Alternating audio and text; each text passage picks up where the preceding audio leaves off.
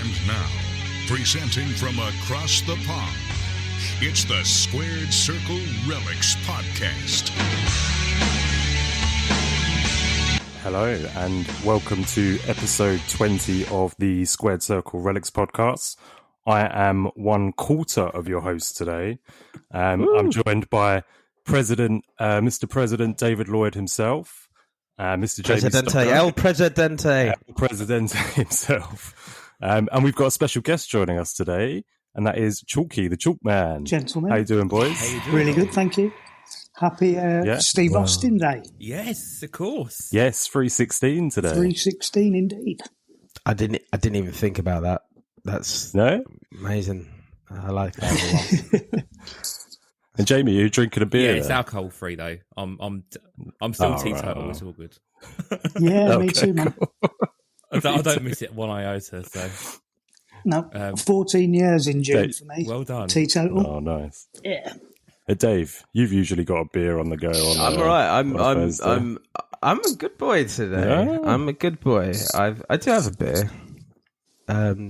Fuck it. I'll when we get talking, fuck it. I'll go downstairs and go and get it. I don't care. There's three of you. You can talk while I'm getting a beer. Steve Weiser, man. Yeah. You know what I mean? Be rude not to. I do have one in the fridge. I wasn't thinking about it, and I'm not working at the minute, so it's fine. I can. Well, I'm working with you guys on this, but not in a monetary sense. How you guys getting on? What we've been doing? Well, Chalky just mentioned there. I do have a story, but I'll let you guys go first. So Chalky just mentioned about Steve Wise. I think you can get the Steve Austin beer over here now. Actually, I think they're starting. Can you? He's just doing it. Yeah, like recently, I think it is. Yeah. It's been out years, isn't it? But yeah, I saw that recently. Yeah, no. It's by in Sainsbury's. Is it in Sainsbury? Sainsbury's, really? I think it's going to be in Sainsbury's. That's amazing. I went looking for Prime yesterday, not purposely. Like I was in Asda, so I thought, let's have a look what the Prime shelf looks like. Anything? And I went there, empty. Do you know what they were selling a lot of? Tyson Fury. Right. And it's not bad, actually. I bought a couple of cans of it, couple of cans, and it was not too bad. I'm buzzing off my tits now because I had one throughout the day, and I can see through time and space. But there's a lot of sugar in that shit. But yeah, it's pretty cool, man. I still have not drunk any Prime. No, I've never seen it on any shelves or anything. Never seen it in a while, No, there's signs in windows around here saying we do not stock Prime, because I'm guessing they're being... No way. Yeah, Really? Been asked several times about it. Yeah. Jesus. So no Stone Cold, no Prime. No What else are we tomatoes. missing in our lives? No tomatoes. Or eggs. Eggs is Jesus Christ. My kingdom. So Anyway, how are you guys wrestling. going? No, how have you guys been? What have you guys been doing? What have you been up to? Usual, really. Finally got my car back this week. Settled the bill, got the car back around now, so I'm now mobile again, which is quite nice. How about your Chris? How about your car, Chris? Mine's all right. It's the missus. Just wouldn't start again the other day for like an hour, and then started and passed its MOT the next day. They couldn't find anything wrong with it, so God knows. Pain in the arse. But I've been up today since 5 a.m. and I'm not used to that at all. Like I'm like 8 a.m. every day sort of thing. 5 a.m. I'm knackered. Welcome to my world. Yeah. 6 o'clock starts. Up late. Oh, Mate, yeah. up late, up early. That's my life. That's why I look so pale and I've got rings around my eyes.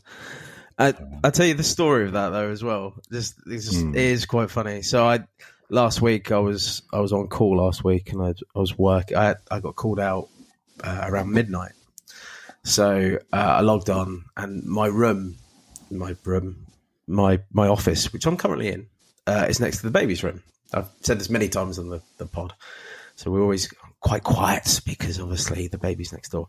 But so I got into the office, I logged on, just working out what was going on. Still a bit sleepy as well. I'd been asleep for about an hour, so I was a bit like, ooh, I'm a bit sleepy.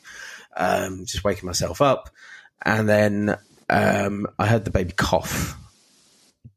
And I was like, right, what's all that about then? And then about 10 seconds later, the missus run into the room saying, I think the baby's been sick. And I went, right. So we both went into the room, and he'd thrown up all over his bed. It was like a volcano as well, because the shit was red.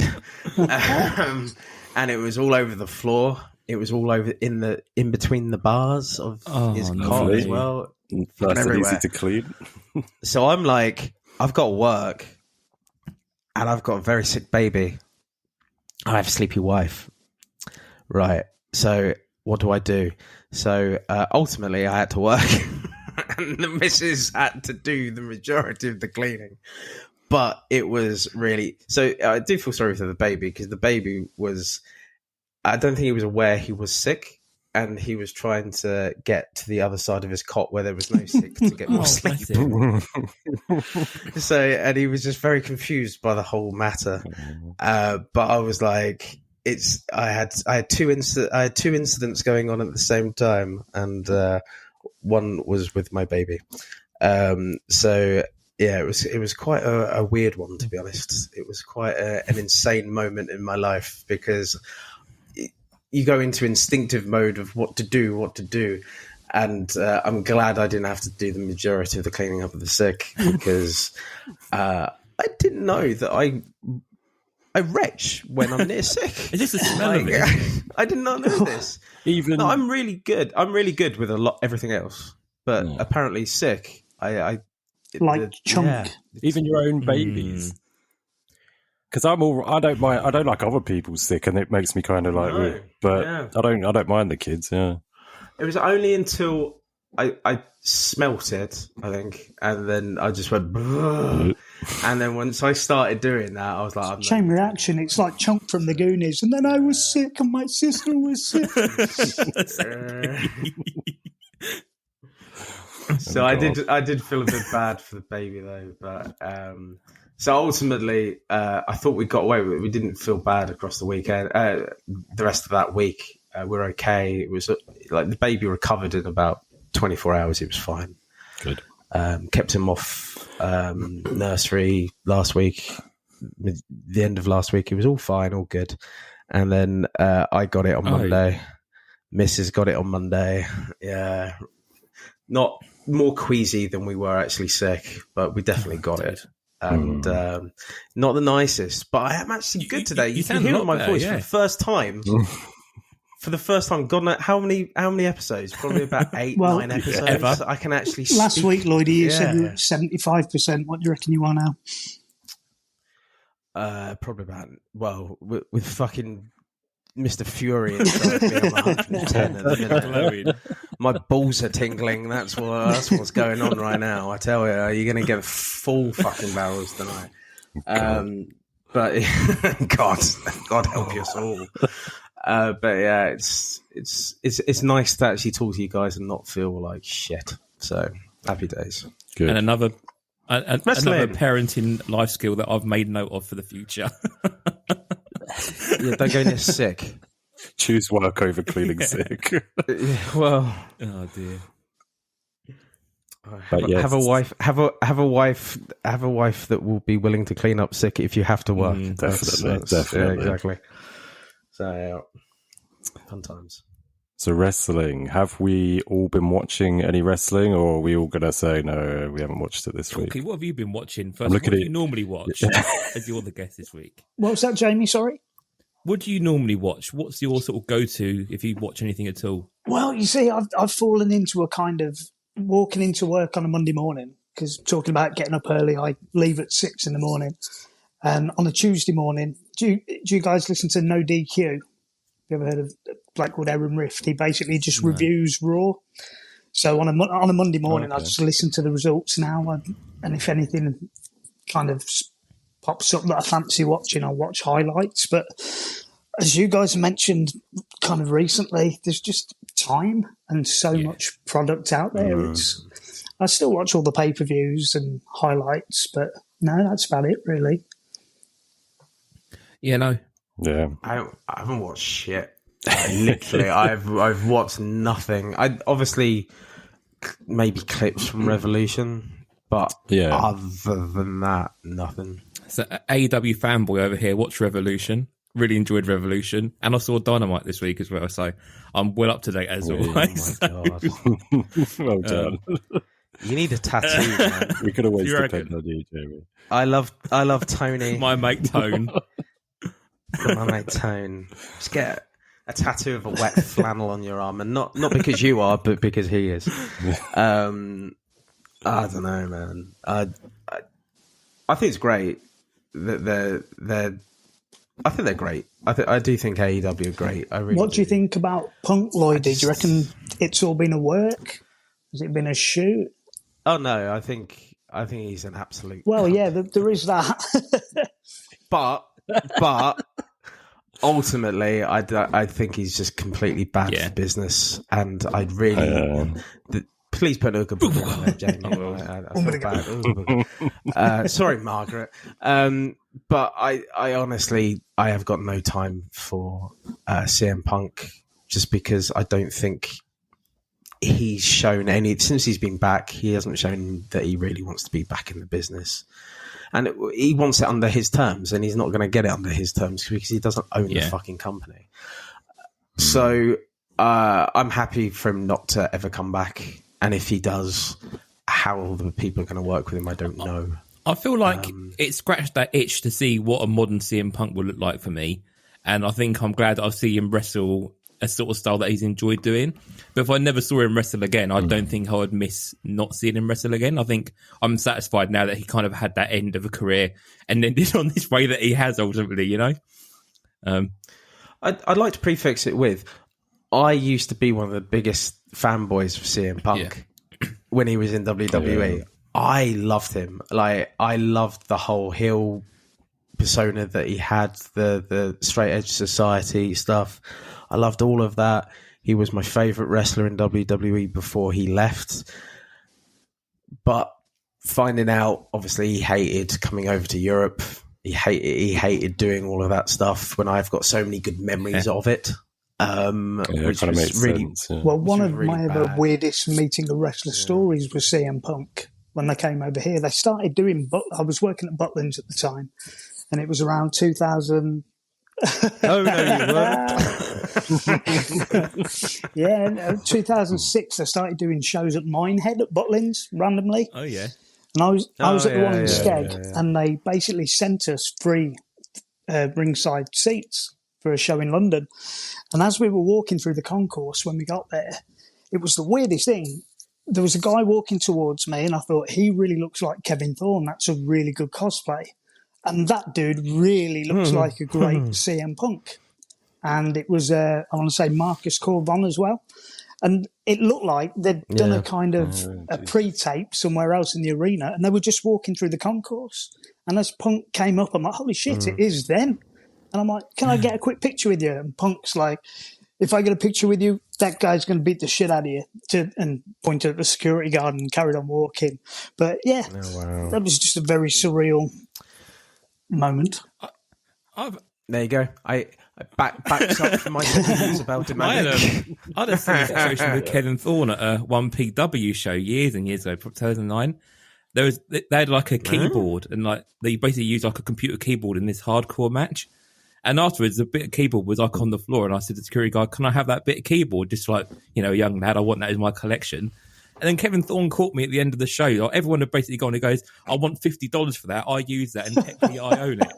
And I said, "No, you're not." And he was dead serious about wanting to charge me $50 for this broken keyboard. Unbelievable. No, that's insane. Always a carny. Love anyway. it. Jesus. Was there anything other than obviously Revolution? To sum up, did we miss anything that we should be talking about, Jamie? No, Revolution was really good. The Iron Man match was fantastic. A really, really good Iron Man match. Iron Man match was good. Yeah. That's all I've seen from the whole show. But yeah, really great and match. obviously they had spoiler if you're not seeing it yet. I'm going to spoil this for you. But obviously they had it that he was like 1-0 down, and then They'd done like 2 quick falls really quickly. No, 2-0 down, wasn't it? That was They'd really done 2 cool. quick falls. He's 2 down and he got back to within 2 a minute. He all like done 1 pinfall, with then that, 1 yeah. pinfall, which has never been done before. I don't think there's like a really cool thing. Like we always wonder, why don't you Quite just pin them if smart, you've done it yeah. once, do it again, and he did that. Yeah. And then it went to extra time as you thought it would do and stuff. But yeah, real cracking match. That's the thing I don't like about these things. They just obviously the first real one that everyone ever talks about Brett and just Sean. went on forever, and there was no pinfalls, and there was nothing that happened, and it's probably one of the most boring matches. I'm with you on that to one. the end. Yeah. But if you have about 1 million falls as well, and you know you're going to go to extra time, it's like, what's the kind of the point of it? You know what I mean? Unless they're smart about it. Well, they found that when they put it on TV, didn't they? They had like the Iron Man on SmackDown, and they found that people didn't watch the entire match and then tuned in at the last 5 minutes, and that's when the audience Just spiked. went to the end, yeah. But yeah, it was a really good Iron Man. Sort of kept going all the way through, and a really good ending as well. But MJF was on Dynamite this week, and obviously he had quite a bad black eyes and quite a lot of injuries around the head and eyes. And my God, his eyes and stuff are all bloodshot. He's got massive bruises under his eyes still. He still looks like a bag of shit. Yeah, unbelievable. But you know, yeah, it was good. I enjoyed it. What I did catch was the week before was Bryan Danielson cutting a promo in ring, and he just went, "You're going to get your fucking head kicked in," and it wasn't. Was it beeps when they showed it? Because it was. No, it wasn't on the fight feed. No, it was uncensored on the Fight TV feed. It just seemed really strange seeing him swear. Yeah. So, the title of the episode this week has to be Jamie's bag of shit. Bag of shit. It won't be. We'll find something It else won't to be. do. We'll find something else. I thought that'd be quite funny. Cool. So yeah, I mean, we're pretty much. I haven't watched any other wrestling other than some WCW Nitro from 1997. That's all I've been watching. How so. come? It's not a bad week, mate. Yeah, no. It's, at the moment, they're building up Mr. Perfect against Ric Flair for the US title. Wow, so nice. yeah, really, really cool. Anything else, or should we move on to card news? Card stuff, yeah. So the main thing, I think, was AEW Match Dated Moments came out. And did we all go for these? I don't know, Chalky, if you're a EPAC man. Oh man, me and Save EPAC could end really, really badly. It'd be one of them. Just one more. I have to be really careful with stuff like that. We know that. AEW flagship 21 springs to mind on that 100%. one. Yeah. Just one more. Yeah. Oh yeah, I'll be going into that. Oh, no. That's part of my purchases. So no, I did get only a couple. I just wanted the Wardlow. There was a TNT base card, Wardlow that I wanted. Yeah, exactly. And I only wanted that. I bought 4 packs. I think I didn't get it on the first 2, and then I got another 2, and I got it out of that. But I did get the silver as well. I wasn't looking for it. I got it. Yay! But I'm not. That was it for me. But you guys did all right. Well, Chris done better actually. Chris started very well, didn't you, Chris? Yeah. Let's run through yours first. So I went for 8 packs, and I just bought them all at once. I normally buy like a couple and then go back and buy a couple more. But That's dangerous. 8 packs. Yeah, it usually is. But my first, because of the dupes. That's why, you know what I mean. Because you get a lot of dupes on the base. Sorry. Well, I was really lucky. So I got first pack, I got silver. Second pack, I got the gold, and then I got all of the base, and then one more silver as well. You done really well. So For 8 packs, decent. Yeah, really good. Really decent. That's unheard of for 8 packs. To be honest. And like, So I've screen recorded me opening the packs, and I think I've posted it on like my YouTube and stuff. sweet. But I kind of didn't want to say anything because it's like that guy. Do you know what I mean? Like, it just pissed people off. Because I see all these, win, man. I see all these guys like, I bought 30 packs, 40 packs to get this gold, and I did it. Yeah, in, but like, that's the way it first goes, 2. isn't it? Just Like seemed, that's just the way it is. I don't know, you man. know. Yeah, I mean, I saw a person do 8 packs, get nothing. Yeah. right? really. But ultimately speaking, you take Where the she wins. goes, Yeah. where she goes. This is our hobby, man. We're all like, there's no like, oh fuck No. that guy. I don't know, no, but not when with you me sometimes anyway, when you post it online, I don't want to look like I'm just showing off or anything. So I was like, I'm not Thing saying is- anything. thing but is- I was still pretty Show off, Yeah. make it bloom. Thing is, though, like if it's a different scale, that's that Tyson Fury kicking in there, isn't it? yeah. Thing is, if this is on a totally different scale, if you bought 10 lottery tickets and then someone bought one and won the lottery, you wouldn't be pissed off at that person who spent 10 didn't get nothing. I you say. know. True. But no, I didn't do too bad. I bought two. Well, actually, I started off bad. I bought 2 packs initially, and got nothing but 2 Ricky Stark's base cards. So I thought you. No, went and I there, thought, well, but that's crap. Like you that's went- nothing. And obviously, you can pick them up for dirt cheap. I thought, well, I'll see how it goes.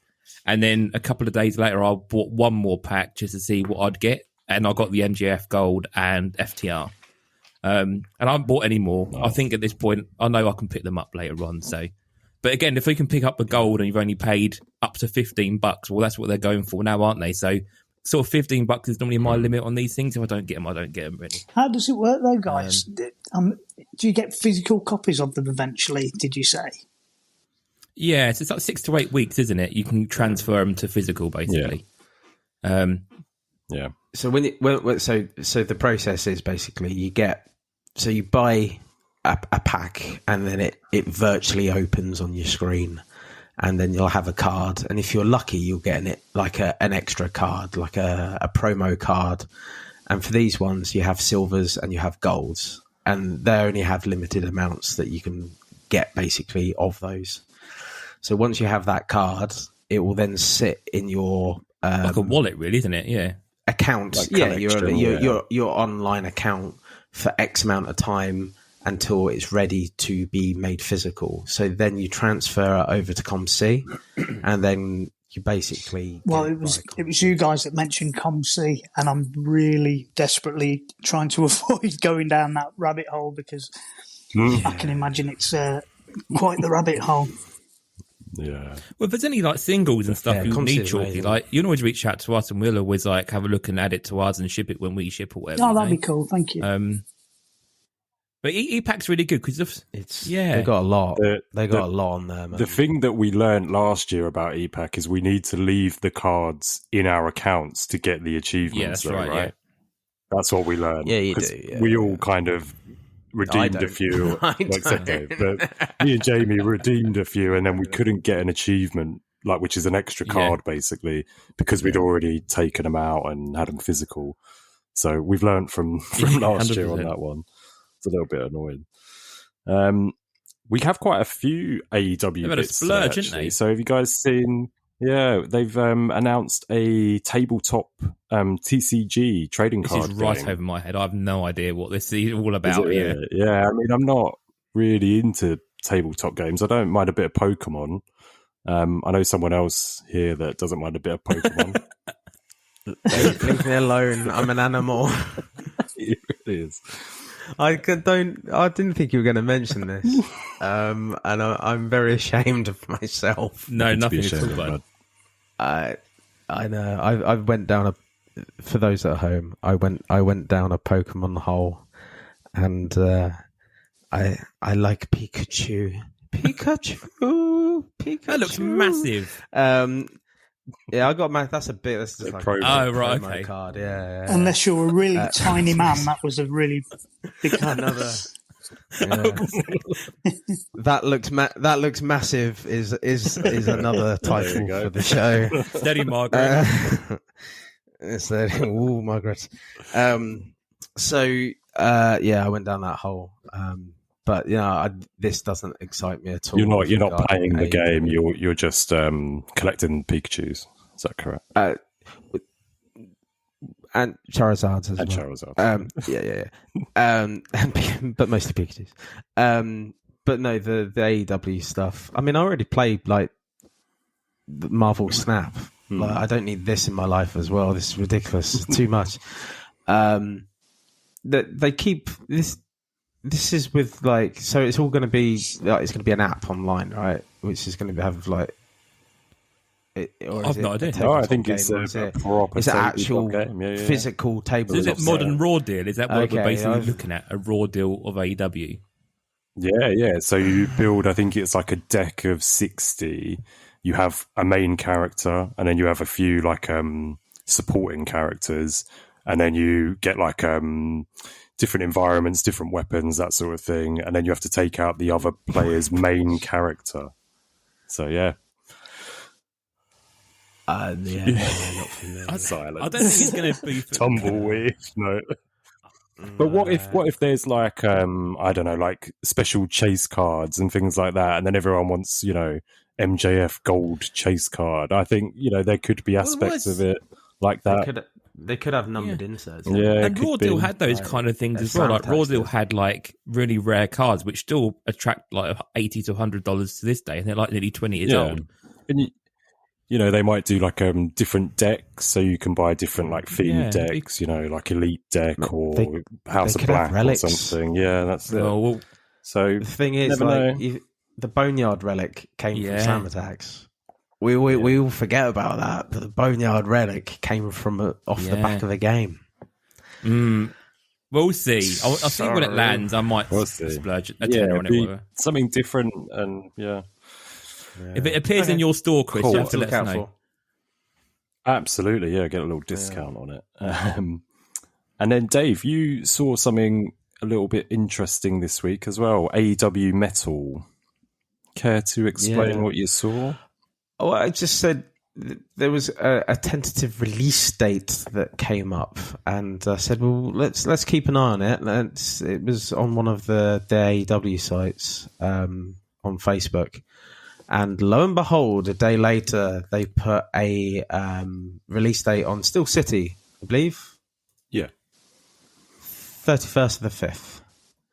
So it's actually closer than we thought potentially it was going to be. Because I thought it was going to be more July, Augusty time.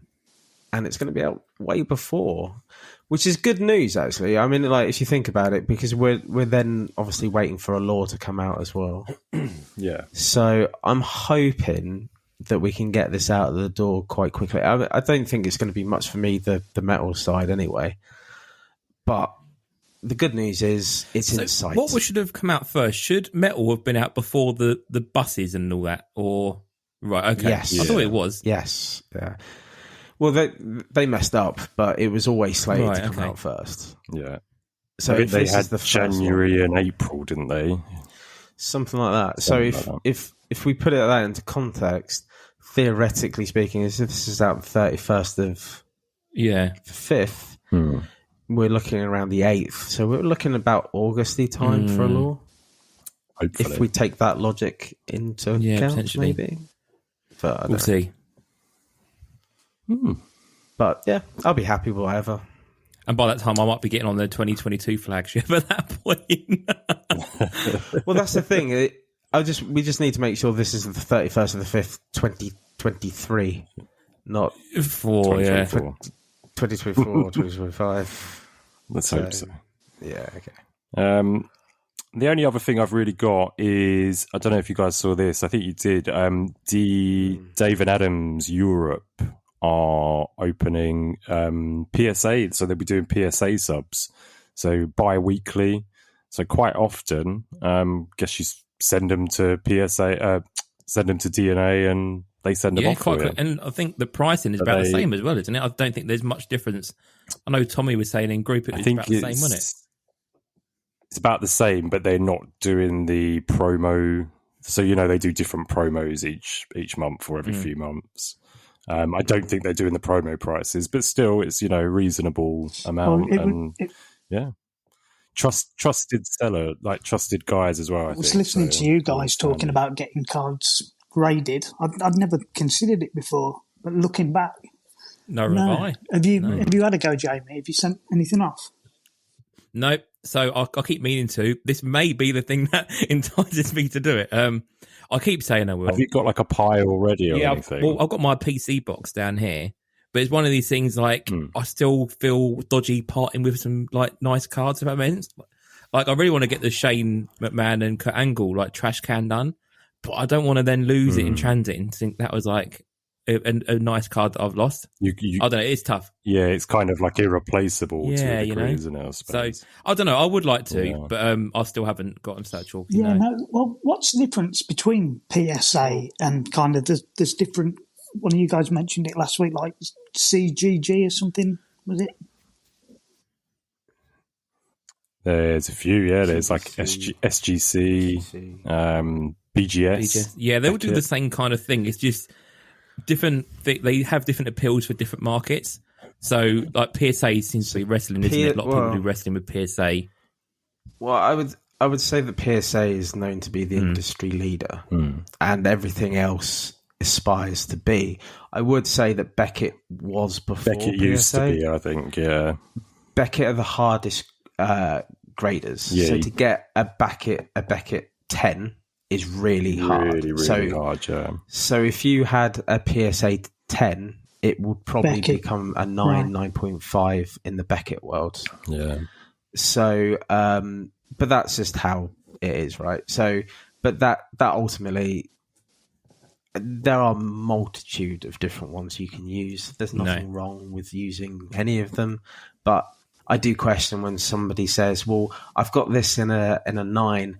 Is that an equivalent to an 8 or a 7 in a different company?" It's really difficult to say because it just.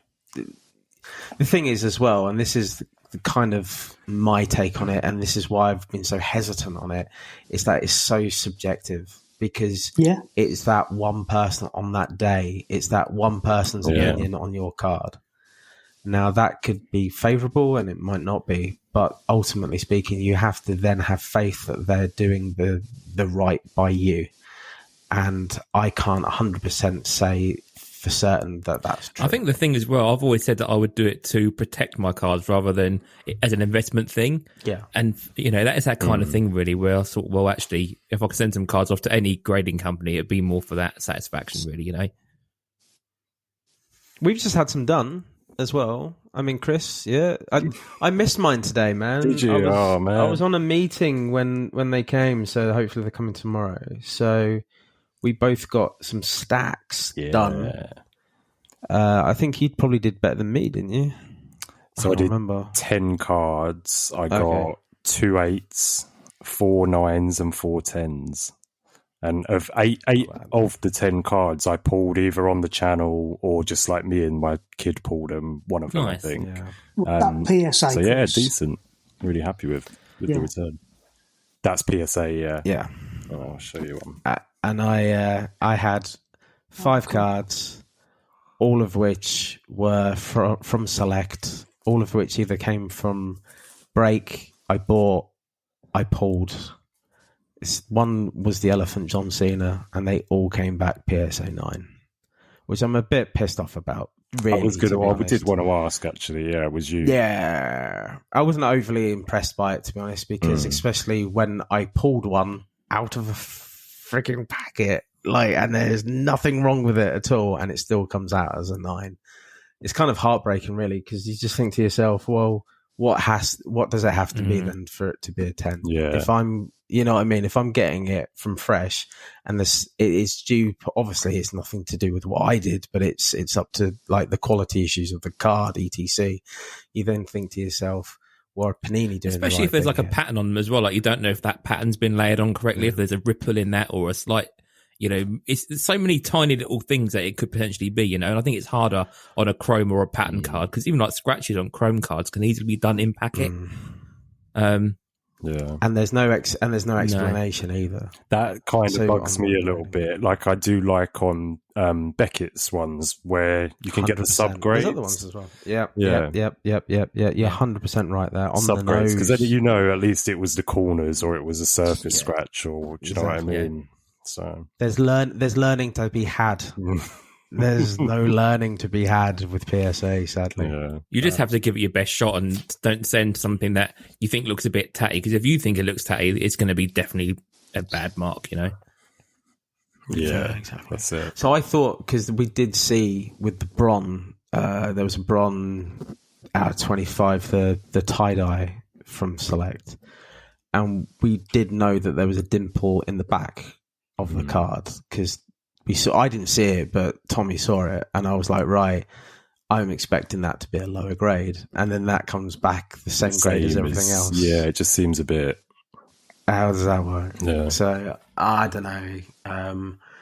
It's just so subjective. The thing is, as well, I'm going across the Jamie route of just protecting it, as best as I can. Yeah.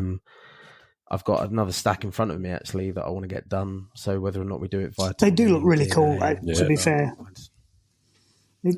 I've got a big Hasbro figure collection, comic collection. I'd love to get loads of stuff graded. It's just finding the right time, and so I'm guessing it's not. There's a cost aspect to there as well, Yeah, ain't cheap. It ain't cheap if you keep doing cheap, it. No. No. Cool. That's pretty much it. I don't think we've got any WWE card news this week. No, and I'm going to say that might well be a first. I will note quickly, though, that there were some rumblings on a couple of Facebook groups this week about people asking for when's the new Panini releases coming out, what's the next thing's coming out over here. So there are people now itchy. Oh, right, yes, I did see that. Yeah. So it is interesting that people are itchy for stuff, but there's nothing at all. So there's no UK stuff at all coming out. We've got no plans or anything here, so. Enjoy the break, motherfuckers. You don't get normal and a break normally. Really, it's hell bent leather. So just please enjoy what you can. Save your money for now, and then splurge. It is tough though, isn't it? Because a lot of people don't buy the sort of cards we do. Like people do rely on slam attacks and stickers, and there is a market that has no idea of this other stuff. So I do feel sorry for people who want just your normal bog standard go down WH Smith sort of thing. You never know, though, with stuff. It's like the Legends 2017 and 2018. They were on the Topps website forever, and I didn't pull the trigger. Now, looking back, bloody hell, you can't get anything for them. Tell me about everything. Like should have bought them all. £1,600 now, I think, is the cheapest I could see them. Yeah. And we're sitting here now, and you can go and get a box of Panini Prism for last year for under 300, and we're all going, no, we shouldn't. No, it's too much money, whatever. No. But we know that a couple of years down the line, 5 years when you worth thousands. Putting them away. I mean, people must do that as an investment. Yeah, but definitely. Surely that's the only real way to make money in the hobby, right? Is investment wise. Well, I mean, pretty much. Do you guys know why the prices just went crazy during lockdown? Was it just people having disposable income in the States because they were getting those kind of checks come through? Because pre-pandemic, you could pick up hobby boxes for decent prices, and now everything you've been kind of priced out of hobby boxes. Yeah, the market just totally shifted, really, didn't it? I think we had a few big names like rock cards seemed to go nuts, and then everyone was obviously bumping up the price of wrestling cards in general. I think it just then changed people's attitudes, I think, really, didn't it, more than anything? Well, yeah and no. So my take on it is, we in pandemic we were still we still had tops, right, and they were still reasonably 100%. priced. It's when we went to Panini, it went doolally, and that was because the first release was Prism. And the fact of what happened with the pump and dump and all of that stuff that happened with Prism, and it still hasn't recovered. Then it was a perfect storm of there was that, but before that, don't forget as well, the first trigger was actually AEW. So AEW Series 1 came out, and everyone went fucking mental for that first. And those boxes, if you remember, those boxes were over 200. So the normal hobby box, right, of Topps WWE was around 100, 120, 115, something like that. And then the AEW came out, and it was 250, whatever. And then everyone was going, well, the prices have gone mad. And that was more of supply and demand. Then Panini did what it did with Prism, and ultimately speaking, it was a perfect storm of supply and demand, people with massive pockets of money, because and it drew a lot of people into the hobby as well, because not just Panini, but over those years, because people were looking. I think for people new had time hobbies on their at home. hands. Yeah, that was ultimately it. Yeah, new thing to get into. Yeah, that you didn't have to go out for. Yeah, I'm one of them, baby. Same, yeah. It was for me. It was card breaks that got me into cards more. I just kept entering a few breaks here and there, and it just went a bit crazy. and now I have friends who also collect cards. No, It's even the prices of blaster boxes. I mean, you must have seen them on eBay. Like in Germany, they're trying to charge like 90 quid for a blaster box. Like 2015 Road to WrestleMania. Yeah. It's just for a blaster. Was the same as before. Like when I used to pick blasters up from the States, I used to go over there and pick up as many as I wanted for $20 each. When I was out there in September, there was not a blaster on the shelf. Like people are just sweeping up and reselling them, But that is the interesting thing. We've never really talked about it, Chalky, and thank you for bringing it up. The interesting thing about all of this is this is happening on the resellers as well. All of the old hobby boxes and generally all of the old blaster boxes are going up and up and up and up and up.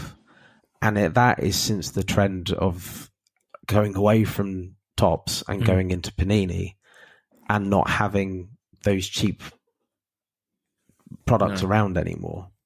The thing is, if you look at, you remember, and Jamie will remember me buying those Canadian blasters. They were very reasonably priced at the time. They're not reasonably priced. You can find them, and they're very hard to find it now. Yeah, exactly. So I think it is the rarity of the product that is out there, with to certain respects. But to be honest, where has it all gone? Because are people, one, storing them? Two, have they just ripped them to the shreds via lockdown, which is probably the case. Could be. But you don't see a lot of it up for sale. and it's really tough. Like, not the product, but like you don't see, if they're ripping it, where are all this stuff going on? We'll talk about it later, but when I started doing the advent calendar of blaster boxes, when I started doing that about 4 years ago, I could pick them up dirt cheap. Here in the UK, people couldn't give them away. Yeah, you'd place an order with one of the card stores in America, and there'd be kind of free gifts at different price levels, and they just couldn't get rid of blasters or hanger boxes. Yeah, crazy. Right? And now, like you're saying, it's just dried up completely. Yeah. Interesting. Where's it gone? Where's our stock? But we kind of mentioned on the last show, if you think about it as well, with regarding the we were talking about the superstars, the top superstars. Where are they? Yeah, where did it all go? Because they must have made, considering there's hardly any hits in those boxes. Considering I've opened a lot of them. And you can have boxes where you have maybe one hit. You're not guaranteed an auto or a numbered card or anything like that. So there must have been saying that, so many of those. Did you guys ever see they were on Blowout? And basically it was a mystery box. They've still got them now, but it's the older ones. But they were perfect for my collections from 2015 to 18. You got 5 fat packs and you got 4... kind of retail packs, and it's from old Walmart and Target stock that they couldn't shift, which is what really got me into doing all the kind of subsets of all the, which we'll talk about later. But I tell you what, it's like, what do you want for Christmas, my friends and family? And I'd always get a load of those and open them on Christmas Day. And like a big kid, some of them you could shake and they'd wobble around. And there'd be cogs in there and poker chips and everything, Chris, that you've enjoyed. And some like random stuff, but nice. A couple of them were solid. And they were hanger packs of 2015 Chrome. Yeah. Yeah. And the ones that are on Blowout now. Yeah. I know all about them. They've still got some on Blowout now, but it's an earlier one. You're guaranteed one hit per box. There's only a couple of YouTube videos where you can see people opening them, but I'm so tempted when they go for $50 a box at the minute. But if it's not bad though, is it? Yeah, Chris is already on the internet do right drop it now. down. I mean, there's stuff in there from obviously 2010, 11, 12. It all depends what you're collecting. I found a load of Heritage 2012 packs. So I've got like a weird small collection of those that I haven't carried on with. This is literally perfect for Chris's it channel. Seriously, dude, if they put a case Some on sale, random packs. you want to split a case, I'm more than willing to be all over that with you. Yeah. Yeah. It can Doing escalate deals. very quickly, don't we? You guys We know. that sounds good. Our leaf. Yeah. Yeah. Not long till No, leaf not now long at either, is all. it, actually? No. That month. And the next Cool. Right, shall we move over to Mr. Jamie's corner and see if he has managed to stock up yet? So yes, so started off the stock up. So wind the clock back a little bit. So last episode round we launched it. Started with Sasha Banks Heritage 2017 as the base card. Done a trade with Alan and went to the Shotzi Supernova. And then the last couple, we've had a really busy couple of weeks. So I've done a trade with Wes in the ATP group. So we moved from the Shotzi Supernova up to a blade out of 199 AEW Relic. So that was quite a big jump from that, really. And then I started playing a little bit of a tactical game as such to try and see where we can get things to go in a nice direction and sort of keep those levels going, really. So I've done a trade with Scott Crouch. I think you guys have done deals or seen him in groups around the past. Done a trade with him for the Braun Strowman table relic out of Slam Attacks, which is obviously one of the harder relics to get. Nice. So that was kind of a step up there from the number, but obviously a rarer relic. So I was quite happy with that step up. And I'm currently working with our good friend, the Dom Mysterio Collectors Club over in Canada, about doing a trade with him for that table relic because he was quite keen to have an ATP relic. So currently working a deal with him, so he will be the next trade, but not sure what it's going to be yet. So lots and lots of trades over the last few weeks. Oh, bless her. Oh, God.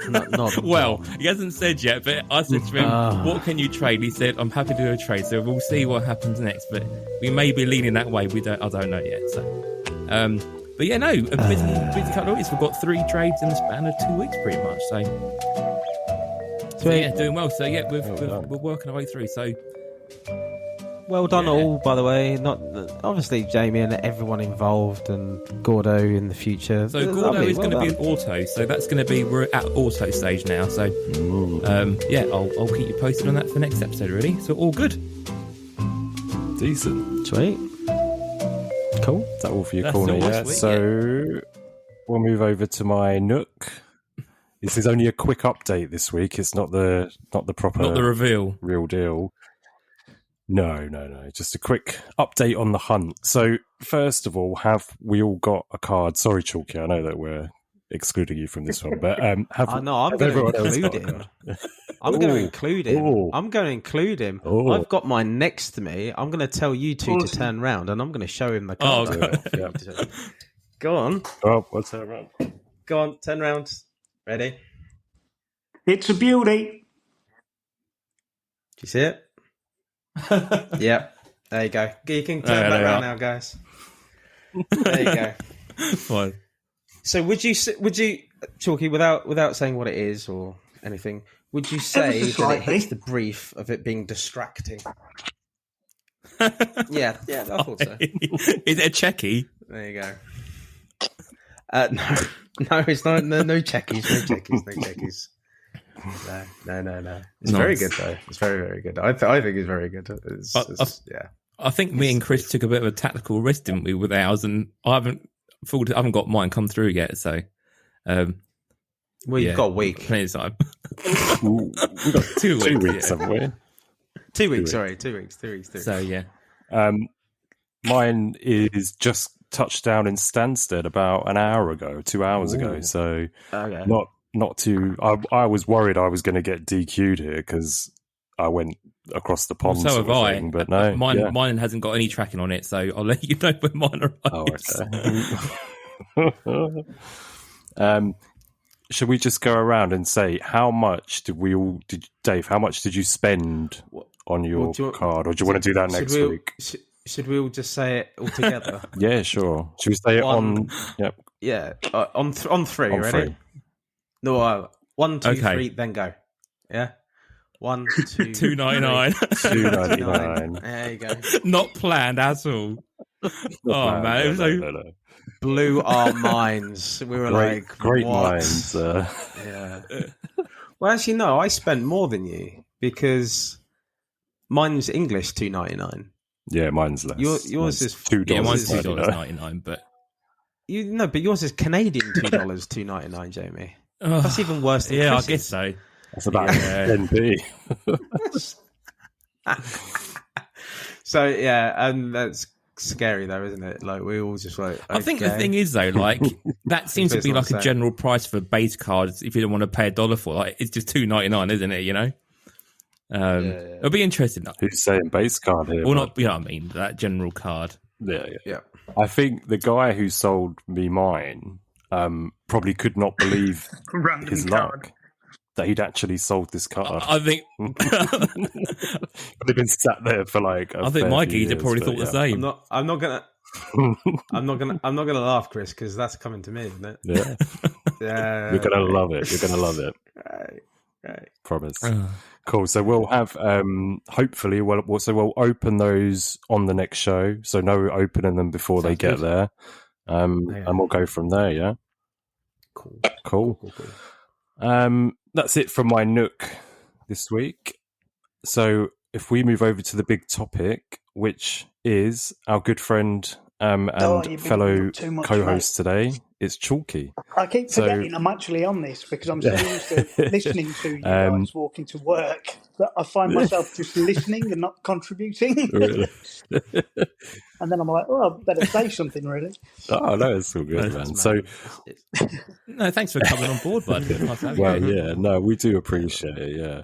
And I mean, if we just sort of start with how we got talking and stuff, because I purchased something from your eBay shop.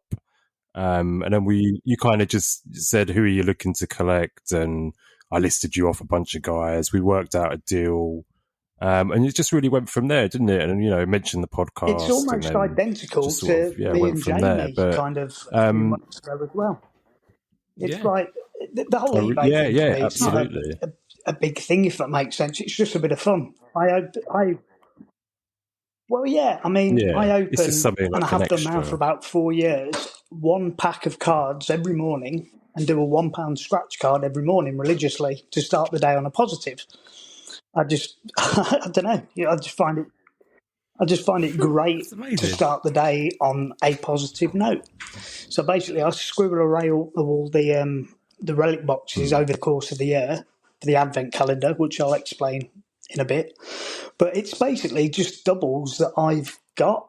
So I kind of build base sets or singles or inserts, and I just stick them on for £1, £2. Any inserts that are worth a bit more, I'll whack them on. But I've had stuff sat on there forever. I mean, I listen to you guys talking about pricing and stuff, and I need to look into it properly, if that makes sense, because it's just I just recycle the money to buy more boxes. So it's... Yeah, that's what I used to do, to be honest with you, Chalky. I used to rip loads of blasters and then whatever I sold covered the cost of the next shipment, and that was the only thing I was moving month to month, really. Collect that base set. I remember you saying, Jamie, about you thought you were kind of the only completist collector in the UK at the time. But that's what I love about the sets that I collect from 2015 to 18. It's like the layers to them. So say, for example, the 2018 sets, you've got the Macho Man inserts that only came in Walmart, and then you've got the Shawn Michaels ones that only came in Target. You could get like the first 5 in the blaster boxes, the other 5 were only in fat packs. And then you've got the chance then of pulling like Shawn from 2018, from 2017, Brian, and from 2016, the Brock set. And that was crazy, Chris, that coming up the other week as well. Then bloody 4 relics for stupid price. Yeah. What was it, like was it like $10 or $15 or something? I'd have paid that for one of them. And when it went for 10 dropped in, I'm like, well, you guys have one each. Yeah. And then the dude threw in an extra one on top of that as well, didn't he? With the... Yeah. He must have ripped so much. And it was like quite a cool... He must have, yeah. But the extra one he sent was the only one that was a cool design on it, wasn't it? Yeah. You know your Ziggler collection of relic cards? Well, I've got one from, I want to say it's Road to WrestleMania 2016. And I want to pick your brain, right? I'll send a picture to you. It's only a base relic, but it's a woman's face. And it's like the perfect size for the relic. And I'm trying to work out can you remember any Ziggler T-shirts which have tiny women's faces on? Man, I will do.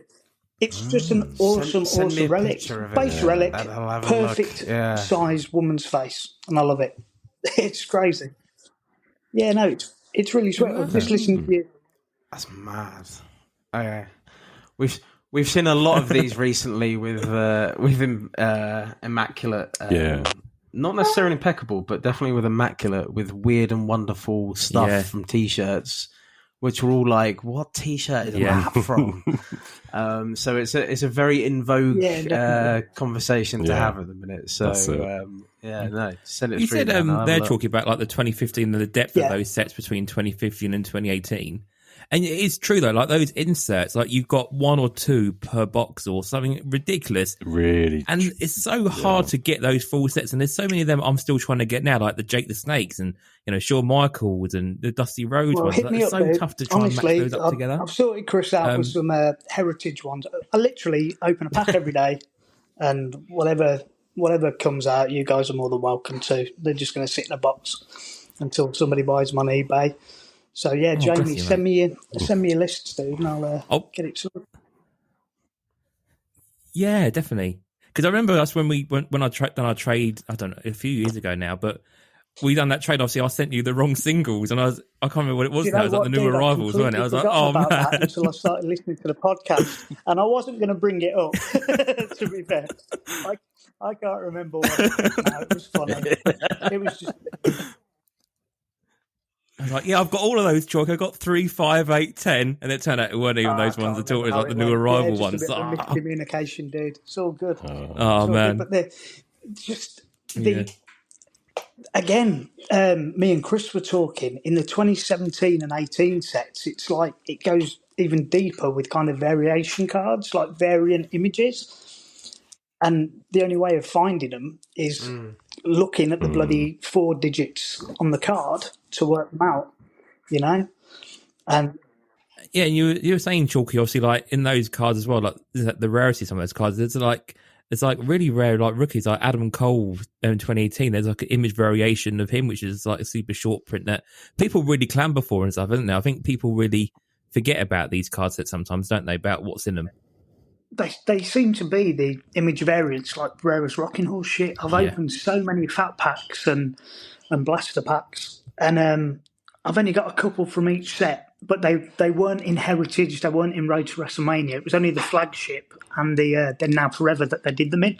Yeah. So I want to get hold of a load of, because the roster updates as well. It's like FTR, where their rookie cards were, I want to say, I might be wrong, but I'm pretty sure either their rookie or their early cards were in the roster updates, which you could only get again in Walmart. Yes. And again, they've got them on blowout, and I need to do all the 2018 ones. So that kind of guarantees if I buy some of those, I'll be getting cards I need, if that makes sense. Because at the minute, I'm loving opening the blasters because I'm, again, Jamie completist. I want to do all the bronze inserts, all the blue inserts, all the parallels. Yeah. So, and with Heritage 2016, for example, the black ones, 2015, I'm confusing myself now. But they're, again, really, they don't seem to drop. You get like 1 per blaster box. And there's 110 of them to collect, but loving it. You were saying about like the bronzes and stuff. That used to be the thing I used to always go for with this era. I used to always get a base and always try and get a complete bronze because they're obviously easier to try and get, but they look really nice. And like having a bronze set, always think. Speaking of bronze, the thing I showed Chalky earlier on might be bronze, so you might be in for a winner there, Jamie. Hey! Yeah. Speaking of which. So yeah. So why is it this era then, Chalky? Why do you like this era in particular? Is it like that price point, or is it just that you like these cards? Or is it the layers, like you were saying? Is it because they're so, they're quite difficult to collect? Is it? Yeah, I've also wanted to know this for a while. And the follow-up question for me is, why not 2014? Well, or 13, or 12. Well, you see, I've got from 14. That if we rewind right back to the beginning of the Advent idea, Chris, you were talking a while ago about doing blind boxes with your kids of different things. Yeah. Well, we went to Disney, God, years ago now, like 8-10 years ago, and there were figures called Vinylmation that you could only get at the Disney parks and on the Disney store. And they had like Indiana Jones ones. I'm a big Star Wars fan. And I went down a massive rabbit hole of those. And I found a guy in America, and for the first year, we got 24. And we did one every day, and we made little YouTube videos with my daughters. They're 13 and 11 now. And looking back, they're tiny, and we're all guessing who we're going to pull. And there were chase variants in there. And again, levels of... It's some like rare ones. Yeah, isn't it? exactly, like levels of collectability. And the year after that, I went silly, and we got 75, so we'd have one each to do. Oh, man. And but same with the cards that I do. I spread it out over the year, so it doesn't... I mean, yes, it's expensive, but it balances out over the course of the year, if that makes sense. Yeah. It's when we talk about purchasing in a minute, I bought my first 4, but I can't remember where I was going with that now. Oh, yeah, so why those years? So there was a guy, well... Oh, there's so many places I could start. So I had a wrestling shop that lasted a year and a half before the recession killed it. And it was so cool. I had all the brand new figures. I sold T-shirts, I sold DVDs, videos. And when I was trying to find stuff to have on the counter, WWE Euro shop had some heritage 2005 and 2006 boxes, dirt cheap, in a sale. Now, I used to collect cards back in the day. Chris, we both did the SummerSlam 92, the gold 92 one. The gold, the Merlin. And even before that, the ones before that, I was collecting WWE, well, WWF at the time stuff. But I bought these boxes for the shop, and I basically opened the box, put them on a counter. A girl came in, bought a pack, opened it, and I saw the cards and instantly fell in love with them. And opened the box myself. And Lloydy, you won't be very impressed, but in the first box that I opened, I pulled the John Cena rookie auto, the TV one, from 2005, and that, that completely kind of reignited kind of my wanting to collect wrestling cards. So 2005 and 6, I got as many boxes of those as I could before they all dried up on the Euro shop. And then it kind of, I go through fits and starts with collections. And basically I got to, it was 2015, me and my wife and my kids were in a Smith's toy shop where we are in Grimsby. And at the counter, it was really weird. There was a hobby box of Road to WrestleMania 2015 at the counter, not a retail box. It was a hobby box. Right. And knowing what I know about cards, I bought a few packs, took them home, and again, one of the first packs I opened, I pulled an R-Truth auto, and I'm like, right, back to Smiths. And the 2 boxes I had there I bought, and then we hit all the other Smiths.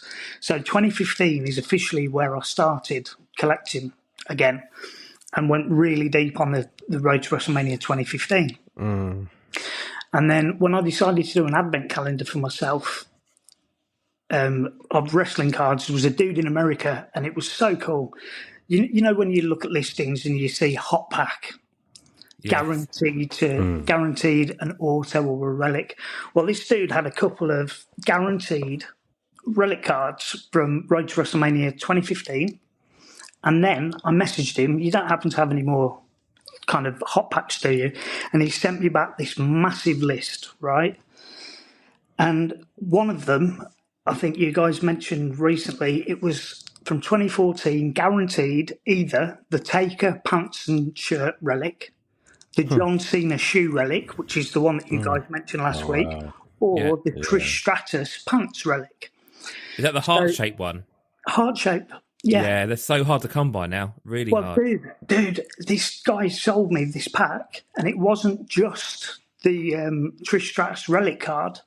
There was another pack, which was guaranteed to be a printing plate, and it was the Trish Stratus printing plate. So I got both of those relics. Well done. From this one dude, right? And he's sent me this big long list, and he's going guaranteed auto, guaranteed this, that, and the other. And we worked out a deal. I couldn't afford to pay for it all at the same time. So I went, can I pay you X amount of dollars every month for the next 6 months? And it came to about 18 hot packs. So then I figured I'd make 24 days worth of it by getting some blaster boxes.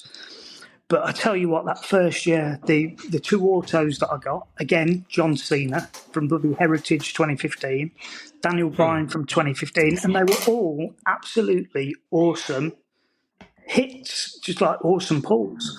Yeah, really good. And then I fell in love with doing that. So the following year, I got 24 blaster boxes, and I've done it every year since, basically.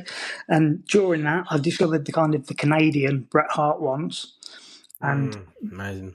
That insert set. Sorry, dude. Yeah, and they're gems. Them Canadian box set, the blasters are on. I don't know how they work out the ratios of them, but they're always. I've not had a bad box out of them. Like they're always been good. The autos fall 1 in 7. The Canadian Superstars fall 1 in 7. I got 10 boxes last year, 5 from 2016 flagship and 5 from Road to WrestleMania, and I managed to miss an autograph every single day. I didn't pull any autos. I've got a fair few of them, but one of you guys mentioned the Jericho one last week. Yeah, as you Lloyd, I hit the Jericho out of 25. Yeah, they're all out of 25. The Canadian ones, but they're just awesome cards, and the fact that you can pull one of those. And you guaranteed your relic, the chance of getting a Hitman. I'm a big Bret Hart fan. I absolutely love Bret Hart. There's a story I've partially told. You're in good company here. Well, I've partially told Chris this story. We had the Bret Hart fistograph from Undisputed 2015. Yeah. And to this day, I regret it because we sold it to buy more boxes. Oh man, I have seen it, and it's beautiful. It's beautiful. Yeah. I'm sat in my kitchen now, where me and my friend David, we basically bought 2 boxes of Undisputed in 2015, and like you guys say, with Tops, it got pushed back and pushed back and pushed back. So the anticipation built and built and built. And I don't know if you remember, but there were 10 packs in that, and you were guaranteed 10 autos. The following year, you were guaranteed 8 autos, 2 relics. I think they went down and down. First year. So me and David, we both ordered a box each and we're waiting. We were both working in school, and his missus rings, they've arrived. So we finished the school day. He blasts off home, picks them up, brings them back to school, and we opened in my classroom. And the first pack I opened was the Shawn Michaels auto. And I was just, I love Shawn, I love Bret. I mean, I just slated early the Iron Man match from Mania, but those 2 guys, just love the pair of them. Absolutely love the pair of them. But we basically ordered 2 more boxes, and we could afford to buy a 3rd box and go half wax on it, basically. So we sat in my kitchen where I am now. We opened a box each, and then the 3rd one, we said, if there's a fistograph in here, we'll sell it and buy some more boxes. And it was a bit like bloody Willy Wonka and the Chocolate Factory. I kind of opened the box to him so I couldn't see it, lifted the lid, and he was like, holy shit. And there was one in there, and it was Bret. And sold it and regret it to this day. But I didn't realise in 2015 that in 2023 I'd still be collecting everything from that period. Yeah. You don't realise, do you? That's the thing. So many times over the years. But you don't, do you? Like, even Jamie, there was something you said recently that you regretted selling. And you, at the time, you just, like you say, you want more product and you want to, buy more boxes and stuff. So you do, do those things. So, that first Undisputed set in 2015, I mean, that's, like you were saying, why particularly that time period. Just 2015 was just an awesome time for those cards that were coming out. I just fell in love with that period, and I stopped at the end of 2018 because I'd have just carried on and on and on, and I had to kind of draw a line and I've heard you guys mention streamlining your collections before. I'm the same. But then because I had some of the 2014 Road to WrestleMania, I finished a base set recently. I bought... Oh, cool. Yeah, I managed to get 3 of the blasters for the advent calendar this year, just gone. But yeah, I paid silly money for them, to be fair. And the only ones I can find now are really silly money, so I'm done with 2014. I just need a couple more Trishes, but it's the completist in me. I just want to focus on those sets, if that makes sense. Yeah, and that's what you have to do. You have to be really strict with yourself and think, okay, I'm only going to do these and not get swamped into other things because it's so easily done. Yeah, especially when you see things, you want to get that before it starts skyrocketing again, So I do admire you for actually sticking to your guns and not straying away from that, because it's a tough thing to do. No, I've got to be rigid. That's why I do 1 pack a day, if that makes sense, and one £1 scratch card a day. Yeah. The way my brain works, I have to be very careful. Hence, no e-packing for me, because it would end badly. Yeah, I did a couple of breaks before Christmas for the first time in years, and not good. I ended up getting an MVP. It was like a gold MVP, but out of about $70 worth of kind of that's the thing, isn't it? You need to you really got to, if you're going to do it, like, you have to know your limits and stop where you can, really, because it does become a gamble all the time otherwise, Well, that was it. It's like Immaculate that came out the other week. I'm Chris, know your limits. Know your limits. 60, 70, and I'm out. I'm out. Only 100 boxes of slam attacks. I love that you love those, Chris. I think it's such a cool thing that you found those and you are in love with them, I do, yeah. You're honestly the king of Chrome, mate. No one else can touch you on Slam Attack's Chrome. I don't know. There's a few guys out there. There's one guy who's like got every auto and all the to 5s and stuff. He must have spent a hell of a lot on it. But I think coloured parallel wise, could well be. But like, it's got to be cases of them somewhere, Well, we say about the top superstars, don't we? Like, they must be sitting there somewhere. Pallets. Well, no, it's blowout. Yeah. Blowout cards have them, I think. I think they just took all of Topps' stock of Chrome because they've still got loads of it left. Okay. So hopefully they do another sale, and I'm thinking about a case if it went to the same price it was at last time. So you never know. How many boxes in a case? 16. Okay, that's not that many boxes, Chris, is it? 8. I think they were. No, it's not enough boxes. No, it's not going to last me long. Man. Did you manage to track down that one taker that you thought you'd got but didn't? The hunt is on. No, the hunt is on, and it's still not popped up, and I've checked pretty much everywhere. It'd be boring if we had everything, though. There's just the one Bret Hart card that's eluding me, and it's absolutely doing my Sweden. There were 20, and I've got the whole 10 from 2016, but number 9, and ironically, it's the Iron Man match from WrestleMania 12, and I can't even find a flipping image of it anywhere. Oh, really? Can't find an image. No. So if you guys have got any of the Bret Hart cards floating around, number 9, I just need to... Oh, let me... Yeah, you did message me as well, didn't you? eBay about it. I haven't gone through my stuff yet. Full disclosure, I'll go through my stuff. If anyone's going to have it, it'll be Jamie. Yeah, it's just to see it, dude. It's doing my brain in that I can't find it. Yeah, that's amazing. It's crazy. Huh. But no, Canadian blasters are an amazing thing, and obviously they're not available as much as they once were either. But recommend anyone if you see any that you fancy giving it a go. We had a chance to get a case of them, man. Yeah, we had a chance. Only last year we had a chance to get a case. Did you? We thought, there was in Steel City, and we said, maybe later down the line when the ATP is more, advanced with us. You know what I mean? We were still kind of finding our feet then, but going back, we lost out big. I know. They're definitely my favourite blasters. 100% my favourite blasters. But then again, the Heritage 2017, for whatever reason, you know the hanger packs of those? I've bought an absolute shed load of them. You never find a hit. You never find a numbered parallel. No. And it's like it almost feels like they forgot to put them in that kind of product. So they've overcompensated by the blaster boxes. I keep pulling bloody printing plates, kiss cards.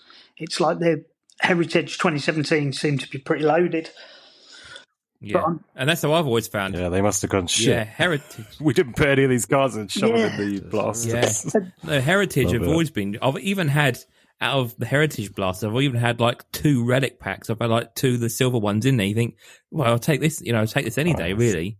I love a blaster. I'm man of my own heart. Me too, mate. Absolutely love them. Have you managed to pull any of the either Brock or the Sting boot relic or the Bret Hart relic? No.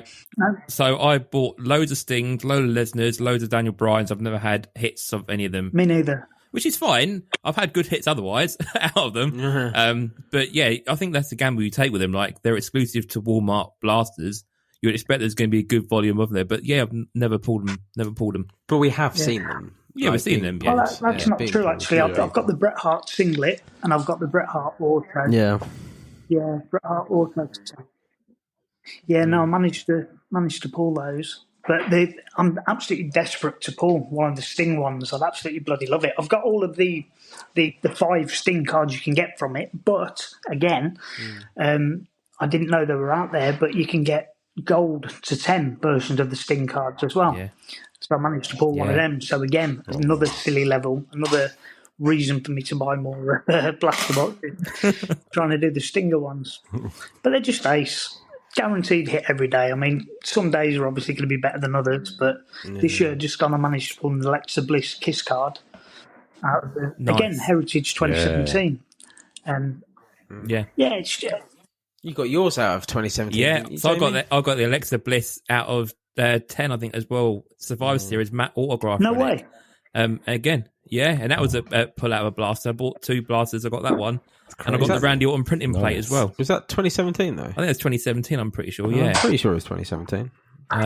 There you go. Yeah, and I got an Orton printing plate as well out of a blaster as well. So yeah, I'm all over them. What did you get this morning in your Reddit pack? Then what did you pull? What's that today? Yeah, what did you pull out your pack today? No, what I do is basically all the packs from the blaster. Just an all pack. Sorry, yeah. What did you get today? Anything good? It was the last of my Heritage 2016 today. No, 2015. I did 2016, and then helped Chris out with those. And Jamie, honestly, give me a shout, mate, and we'll see what we can do with yours. And then 2015 finished today, and yeah, I was just trying to complete another base set, basically. It seems silly, really, because you've got like Charlotte rookies in there, you've got Sasha Banks rookies in there, and if I put together a base set, I'll only whack it on for like 30 quid. I should sell them individually, really. But yeah. That's really good price for a base set, even still, even minus. They still sit on there for weeks, Chris, at 30 quid, and you still get people messaging you saying, can you do a better price? And it's... If they buy a couple, I'll do an offer. I mean, you and Jamie know that it's like when I do start chatting with someone, I'm more than happy to bloody basically give stuff away. You know what I mean? Yeah, that's it. Yeah, and that's why it's worth. Like, if you check out, what is your eBay actual name? It's the Chalkman, so. Isn't it? The your Chalkman. Store. Yeah, I think it's the Chalkman. Yeah, so check it out, and that's kind of like what I said. We did, didn't we? We I sent you a list and we looked through what I needed and what I already had, and we worked out a great deal. So well worth checking it out. And for sure, anyone who hasn't also seen those 2015 to 18 sets, like, have a look at them. There's some really cool. Like, there's 30 years of SummerSlam. There's like bizarre matches. There's all the tribute cards. There's so much. And again, Chalky, you've got no end on your eBay store. So head over there and have a good look. I'm a simple man. I sit on a Saturday morning and basically put the packs that I've opened into I've got folders from each year, basically, and I just sit like a big goon and put them into my folders, and my missus and my kids know to leave me and in my zone. No, I find it strangely therapeutic, just sorting cards and bloody We all do, bud. We all do. Great. Gotcha, It is great. It's awesome. But yeah, no, if anybody does want to have a look, just throw us a message, say you've listened to the podcast, and we'll work you out a silly discount. There you go. One quick, little final question just before we move on to purchases that I wanted to ask. We've spoken quite a bit off air about all the different people, wrestlers you've met and some of the insane stories and things. I just wanted to, I don't want to go completely down that rabbit hole, but I did want to ask, who out of all of the guys you've kind of met and, whatever, had nights out with, whatever, who did you get on with the most? And do you know what I mean? Who did you enjoy spending some time with the most out of all of those guys? Chalky, fuck with him and say CM Punk, please. I've just been really, really lucky over the years, man. I mean, there's so many stories I could tell you. I mean, the first time we ever met The Undertaker, for example, was 1994, and it was full on kayfabe. There's a picture of us on Facebook, Chris, with a couple of bottles of Budweiser in front of us. I think I've seen it. Yeah. So 94, full on kayfabe Taker, and we're telling him stupid jokes, and he's just ridiculous jokes. It's like, why did the little girl fall off the swing? I don't know, because she hadn't got any arms. Just horrible, sick jokes like that. Knock, knock, who's there? And just hearing The Undertaker say who's there to a joke was funny in its fucking self. Who's there? Not that little girl. And it's still fuck. He's not having it. And we're going, dude, laugh. And he goes, I am laughing. Right? It's fucking awesome. Fast forward to 1997, and we had the most incredible night ever. We went to One Night Stand in Birmingham, where Bulldog lost to Michaels, basically, and there was almost a riot in the building. The atmosphere that night was crazy. Have you guys seen the show? Yeah. So basically, when China and Triple H and Michaels are leaving, and people are showering the ring with bottles and everything, I'd never seen. Never seen anything like that. It happened a couple of years later in WCW with the NWO thing, but that's the first time I'd ever seen it there, and the energy was just palpable, man. It was insane.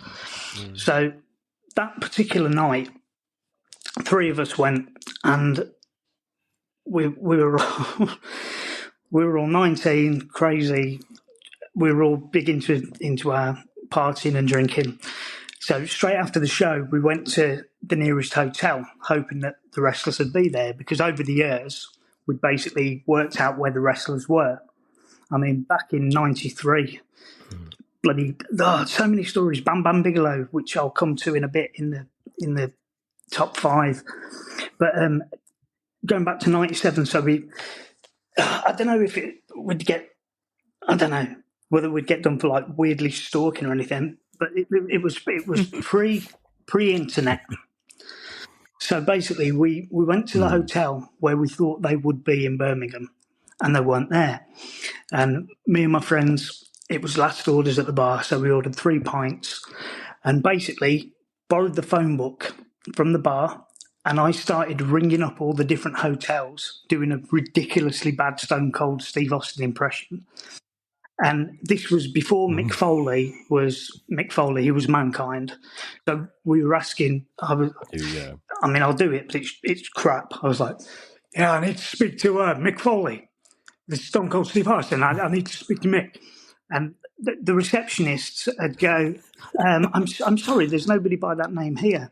And I'm like, son of a bitch, what about Vince McMahon? And they check, no. And we went through about 4 different hotels.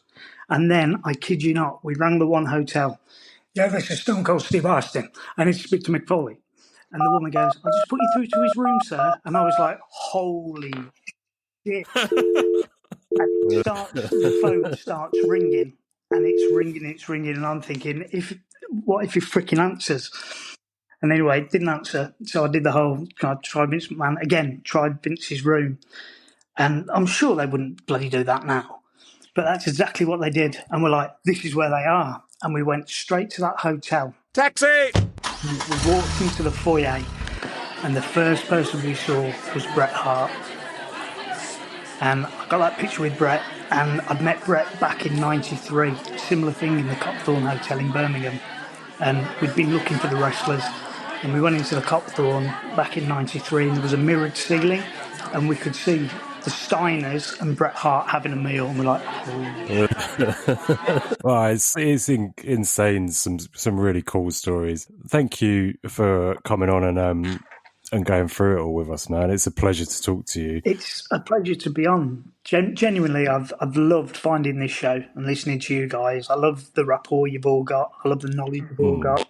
And Lloydy's story last week about the five time is one of my all-time favourite. That was crazy. Trading card story. I love that story, dude. Yeah. Really cool. Cheers, man. And thank you for Jamie for the Rocky edit. Yeah, how cool was that? we haven't talked about that tonight. Big Rocky fan as well, so yeah. I literally cried when I heard that. I literally cried. Oh, Lordy. It was well. I wanted anyway. the Rocky 3, the start of Rocky 3, and I didn't think you'd do that though, man. Like, did you actually go into the archives and pull all the clips out of it? Yeah. So that was the archive where we first mentioned it, and then the second clip was where we brought it up again. Yeah, I've actually went through all the clips. Yeah. It's so good. It's all good. Made an old man very happy. Right, shall we move on to some purchases? Who wants to start us off? Dave? Yeah? Yeah, it's a quick one for me. Same for me. To be honest, I went down... So let's just cover AEW of my splurge. So I did buy another box of Spectrum on e-Pack. Shouldn't have really done it, considering the prices on Spectrum are really coming down with individuals. I got nothing. It was horrific. Well, I got something, but it was not that good. So It's not what you wanted. I didn't know really what I wanted out of it. I just thought to be honest, I thought I'm going to buy another box in trying to get a 101 out of it or something around that and see what happens. It's my last chance of doing it. And I got a Scorpio Sky out of 20 Mem Auto, which is nice. The only saving grace from it is, I mean, it's not a very expensive card, but the only saving grace on it is that I know that the T-shirt that it's from is that this is the worst town I've ever been to T-shirt, which is cool, man. Like, it's... Yeah, it's nice when you can identify. And what I do it have a comes bit of from, Scorpio Sky in my PC anyway, so that's cool. But anyways, with some of the bits from that box and a few other bits and pieces, I was able to complete the Jericho banner year. Yes. So yeah, Nice, it's really well done. cool. I'm pretty happy with that now. I've got some weird and wonderful color variations from it now as well. So that's all done. A tick in the box of things I wanted to achieve from it. So all happy days. I don't think there's much more to get from Spectrum. I bought another couple of packs of 2021. And the only two hits really ultimately I got from it were a relic out of 50, I want to say. Chris, you know, because you've got it now. A relic out of 50. Dax. Yes, it was, yeah. Yeah. The red one. The matte relic. And I pulled the Britt Baker out of 199 shirt relic, which I really love. I think it's great. It's a really nice card. Quite happy to pull that, to be honest. But that was about it. No, nothing really more with AEW. For now, I'm probably going to wait until Allure comes out. Allure. Yeah. Monet. I don't think there's much more AEW-wise that is in my peripheral. Maybe Sean Spears, because he's in that the diamond relic thing from Spectrum. He's got he's got a diamond card, and there's an auto version of it as well. So, and that is actually on Com C, I believe, still. So I might go in for that, but nothing really else. Go on, Jamie. So I've had not a bad time. Again, I'm trying to sort of keep things down a little bit for the time being. So I picked up. I don't know if you remember me mentioning it before. Last year, I picked up the Shocking Winds Jeff Hardy color match. So I picked up the number 5, which is like the red color. So I've actually started trying to get the rainbow of that. So I picked up the 99 green. Paid like less than a couple of dollars for that. But I have put some offers on last night for the gold out of 50, and I think the other colour as well I put on. But like an orangey colour. I think it's like out of 25 maybe. Yeah, so I'm going to try and go after them because they're sort of like the big first like wrestling moment I remember seeing on Sky when we first got Sky, really. So that's sort of a match that sort of stuck with me. So I want to try and get the rest of those. I picked up the Cody Rhodes Panini Select short prints. I picked up the base of that. Again, that was like $7 or $8, so a good price on that. So I'm more than happy to pick that one up. And my big purchase this week was the Super Elite Undertaker color match. So this is out of 25. It's the purple, matches the classic Taker with the purple glove. It's a lovely, really, really lovely card, and seeing it in hand, like the purple is a perfect match for that. So that was my big purchase this week, and really pleased to have that one. So yeah, no, that's what I've picked up really this week. They're my sort of the main things I've got. Again, we've mentioned the match dated moments. Again, I've picked up a couple of packs of those, as we said. But yeah, that's all for me. Over to me, I guess. Very, very quiet one for me. Dave, you sent me a card. Well, no, you sent me a listing. Sorry, not the actual card. And said, if you don't buy this, I'm going to buy this. So I appreciate that you didn't buy it. Yeah, and pretty much. Bret Hart, these from Select, the Asia exclusive Red Wave parallel. Guy, I want to give him a shout out. Phoenix Cards on eBay, and I think he's on Instagram as well. Lots of different NBA, F1, football, whatever, but he's got wrestling as well. And he's got lots. He had lots of these Asia exclusive ones. I don't get where he's got them from or anything. Yeah, it's a mad amount he's got. Yeah, but yeah, appreciate it. I sent an offer, a couple of quid less, and he accepted. So always appreciate that. And very quick. You don't know how much. Huh?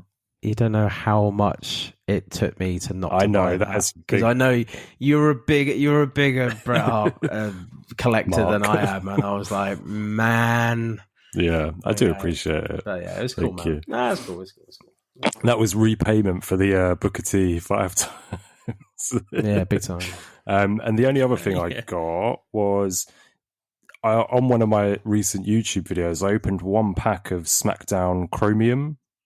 Do you know these ones? SmackDown 1999, the Chromium ones. I saw you do it. So I really enjoyed that Chromium set. So I picked up 10 packs of that. I think I paid like $35 shipped for it, which I thought was pretty good. So, yeah, quiet one for me. Nice. Did you hit a Hardy, Ricky? I haven't had them, so they're coming tomorrow. Sorry. Yeah, so they'll be here tomorrow. Well, let us know if you hit a Hardy. Yeah, definitely. Sorry, I've got a real quick question about rookie cards. No. Haven't we all right now? I haven't listed it because of you guys. There was a rookie card incident with you and some other fella the other week. Did that ever get resolved? Did he ever get back to you? No? No, of course he didn't. You see, that put me off listing. I've got the... it's from Road to WrestleMania 2014, the Triple H entrance, where it's Sasha Banks, Alexa Bliss... yeah. Where they've got the things. And Charlotte, isn't it? As well? First appearance. Just list Is that how you'd list it? Yeah, first appearance. Yeah, I wanted your. That's how you list it. It's those three. Yeah. Those three girls' first appearance on a card. On a WWE card, because they've obviously got appearances on, like in other. Stuff, exactly. Yeah. So WWE. Because a few months ago, there was like 4 messages in one day from different people saying, "Have you got this particular card?" And I'm like, "Why? Where's the peak of interest from that come from?" And apparently, it had been mentioned on a podcast or something. And everybody was after it. And I had a couple, and I sold them dirt bloody cheap, like an idiot. And then I pulled one out of the boxes that I was doing from Christmas, and I've been sat on that. But I didn't want to list it just in case I listed it wrong. So you'd book first appearance, would you? WWE first. Yeah, I think so. Yeah, because Sasha definitely has obviously Mercedes, KV, Mercedes card. Mercedes card. I don't think the other two have, but Sasha. So wouldn't use the word rookie be first at all. appearance. WWE first appearance. Yeah. Appearances, yeah. What about you, Chalky? Did you have any recent purchases? Obviously, your Advent, wasn't it? I pulled the trigger and bought the first 4 boxes of those. What did I get? Road to WrestleMania 2015, Stinger box 2016, Brock box, Flagship 2016 Brock, and 2017 Flagship Brian box. So all the ones where you can pull the autos and the relics in the boxes, because I'm yet to bloody pull one, and I'm determined this year to do it. This year is the year. Today, it's going to be the year. And I've got a bit of a challenge for you guys if you fancy doing it. So 24 relic boxes I'm going to get, and say if Jamie, you picked like 2015, Chris 2016, Lloydy 2017 or something, and basically find me the cheapest relic cards that you can, 8 of them, and then send them to me at Christmas in kind of envelopes, and I'll do that every day as kind of a secondary advent, if that makes sense.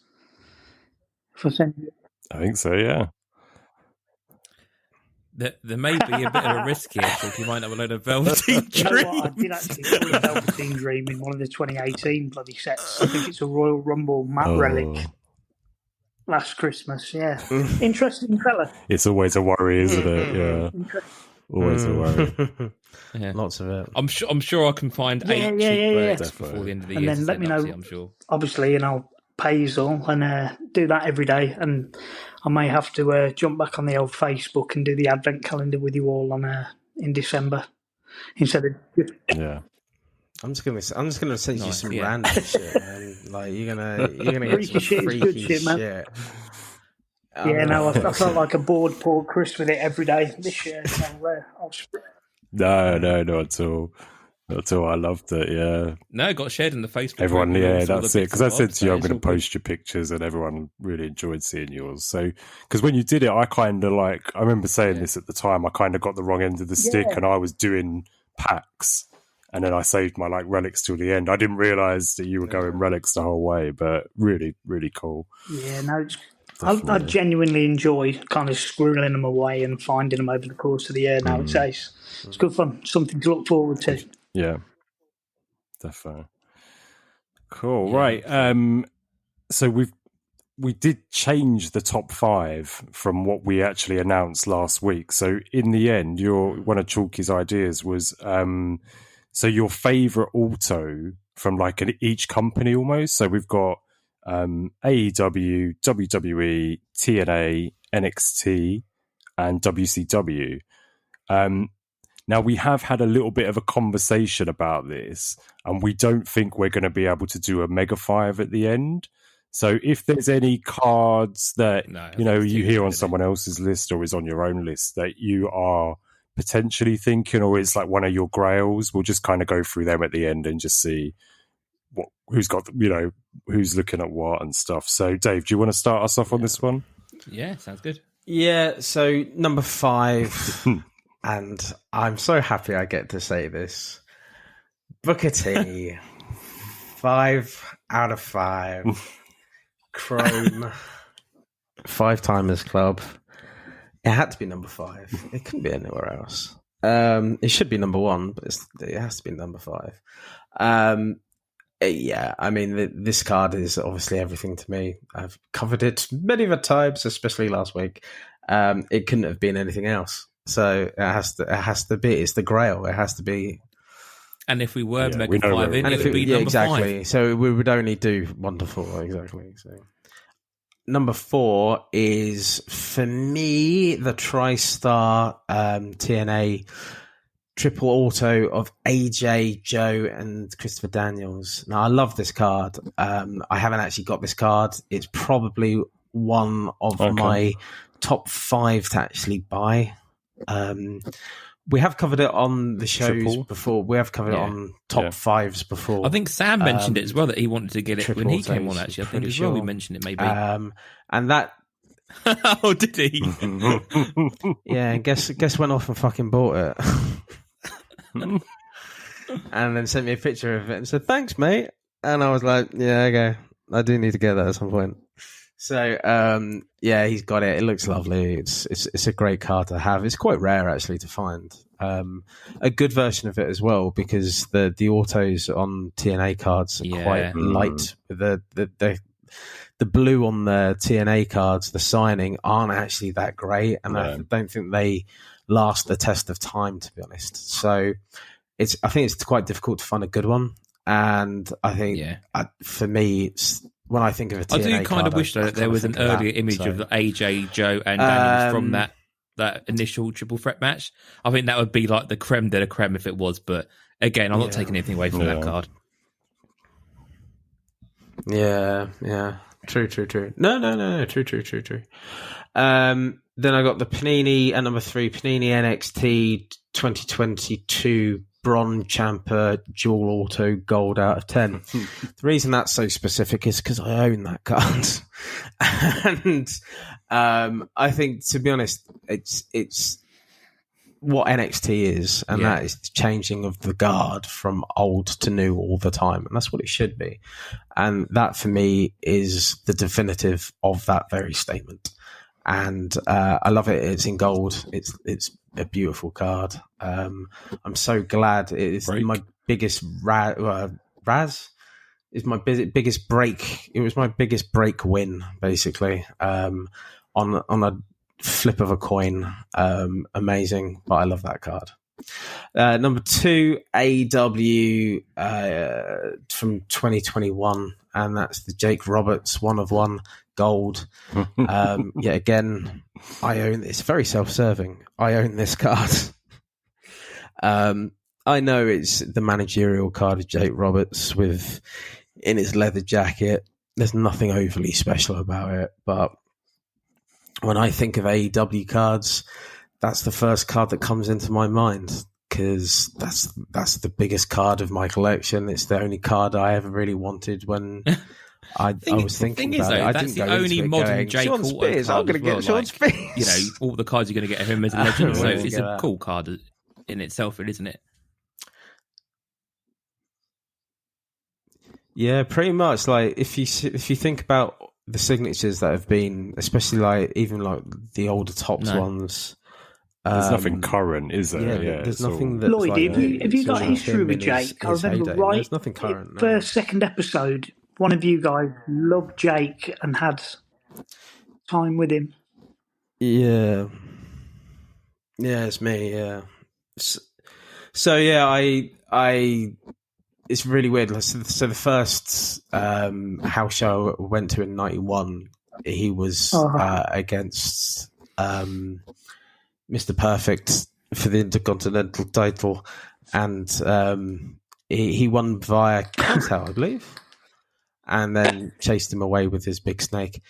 So from then, always been a big fan. I've seen him wrestle in Milton Keynes, where I live. And so, I've always had a big affinity for Jake. Me and my best mate is a big Jake the Snake Roberts fan as well.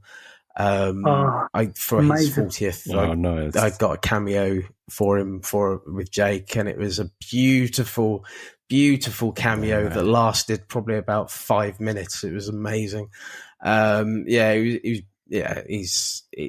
means the world to me. That card means the world to me, just because I think he's a very conflicted man, and he's had a lot of issues in his life, but he's never been the top person. It's a shame he was never the top person. Out of all of the people that were never the top boy, for me, I think he would have done a really good job as being a really good heel.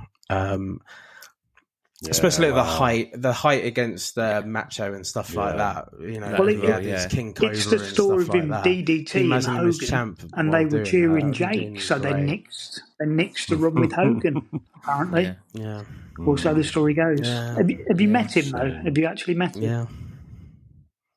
So. Yes, yeah. Met him. He really is. After showing Milton Keynes, and he's just a nice nice guy. Actually, all right for some time. Yeah, late 90s. He had a wrestling school over here. Early mid 2000s ish. But he had a wrestling school over here, and I always think that he had the best. It's when he speaks to you, how he draws you in, right for him. Almost whispering, like literally draws you in. And he was talking about Beyond the Mat and how they'd kind of done him dirty with the editing of that, and they'd kind of screwed him over with it. Yeah. But the he's got a good. Like now at AEW, like it's a shame. He's turned around. That's always a nice end to a story, isn't it? Really, you know. Well, the whole resurrection of Jake Roberts is just fucking awesome, man. It's amazing. Yeah, it is a beautiful thing. Yeah, it's beautiful. It is beautiful. It's beautiful. And I mentioned this recently as well. Number one, Randy Savage, NWO, WCW Tops, Auto. I think, to be honest, if I'm talking about grails, this would probably be my grail of, if I had this in my PC, I would love it. The thing is, I'm never going to outlay a K plus to get it, and that's the cost of the card. So, and it's only going to go up and up from now. It's not going to go down, right? But I love that card. It's very macho. When I think of those cards, I think of that card specifically. And I'd love that in my PC. I'm not saying it is my grail, but it's definitely one of would be with the Joe, AJ and Daniels card in my top 5 cards of. I'd love to have those in my PC at that point. So, we'll do mine now. So at number 5, I've got a card, and it's a little bit questionable because I couldn't find a picture, and I think I've said it before. I like to find a picture so I know it definitely exists or been pulled or whatever.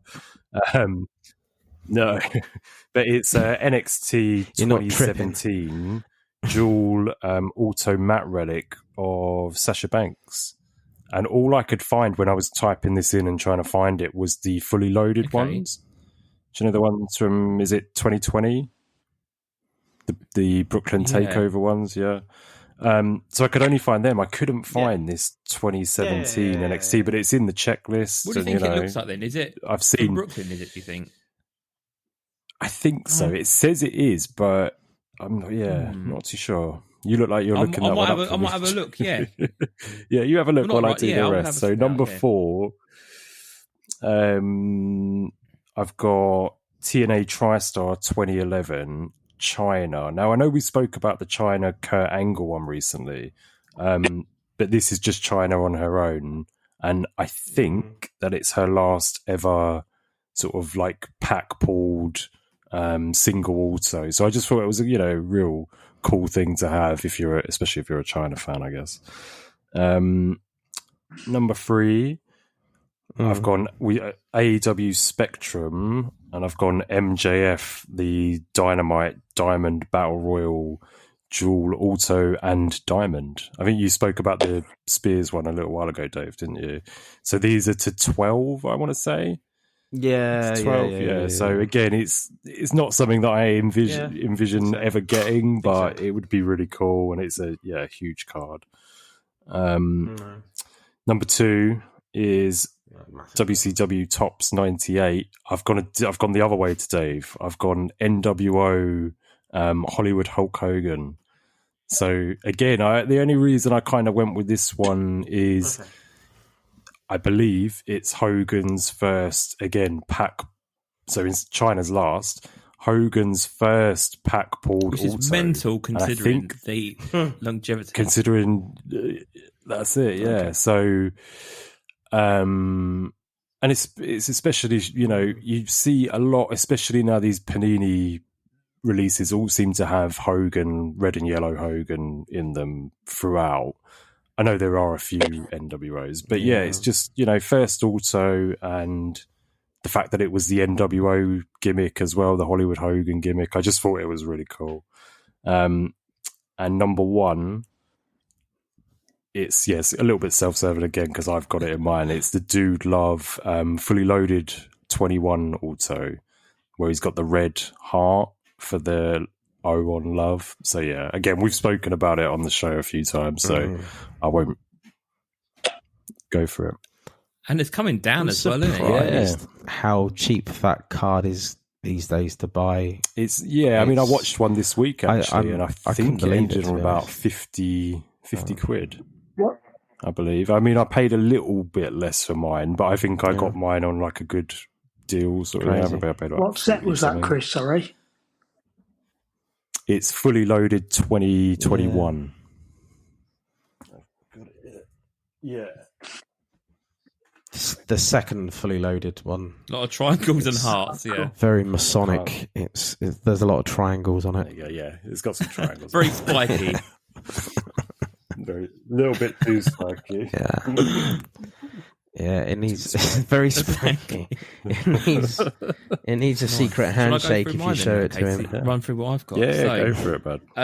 Again, I've gone for an NXT at number 5. So I've gone for Adam Cole's first ever auto. Came in his first NXT auto card from 2018. I think in the future, depending on what happens with him, I think that might be a big card to have in the future as well. So got that as number 5. Number 4, going for a TNA card. Again, same as Chris and Lloydy, actually. But going a little bit earlier. Going back, you are. Dusty Rhodes. This is Dusty Rhodes. 2004 set has gained so much traction over the years. Everyone going for that CM Punk rookie. The autos were all on card. Jeff Jarrett gets no love in this set. The other legends don't get any love. Yeah, Roddy. Even Piper to a degree. Piper's in it, isn't he? Yeah, and again, like that crops up and doesn't really have much for price. But Dusty Rhodes, everyone seems to be clambering for those. So Dusty's at number 4. Dusty Rhodes. Number 3, I'm going totally the different way with the WCW cards. I've gone for Eddie Guerrero in the WCW NWO cards. I think it's his only pack pull auto. And anything else, obviously, of course, is all die cuts or, paper ones. So, his only auto card from 98 at 3. Yeah. It's a lovely squeezing one, isn't it? And it's like he would do like an autograph book sort of thing. Like the full auto is so nice.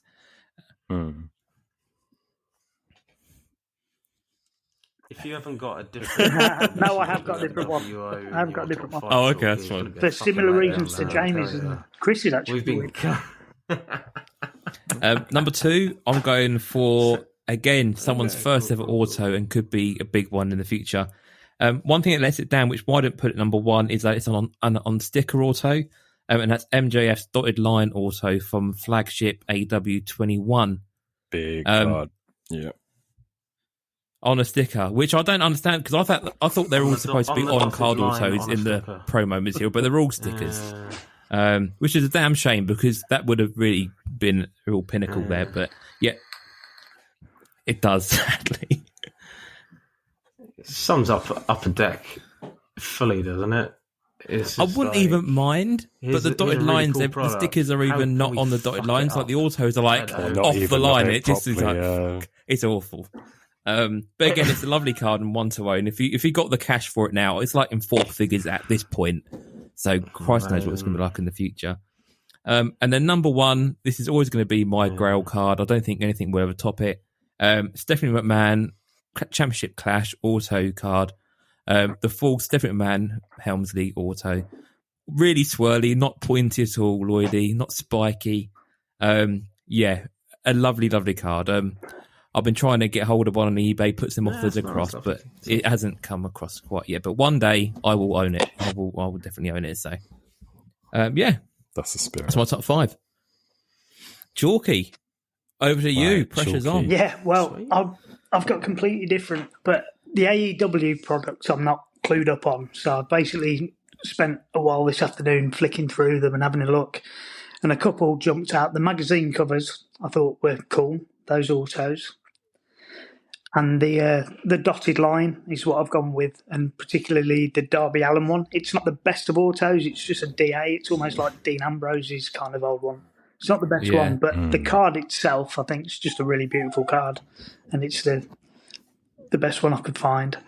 And then TNA. Again, I was trying to find, similar to you, Lloydy, I was trying to find an AJ, Sabin and Williams triple threat card because of that matchup final resolution.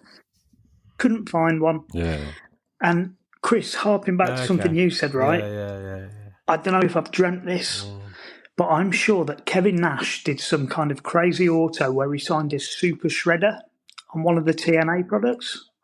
I think he did, yeah. Could not find images, and I couldn't find it on any checklist. So, really? I think I've seen it whilst looking for this stuff. Didn't he sign us all of these things? Exactly. Like Nash, Shredder, and all that. I think, big one. So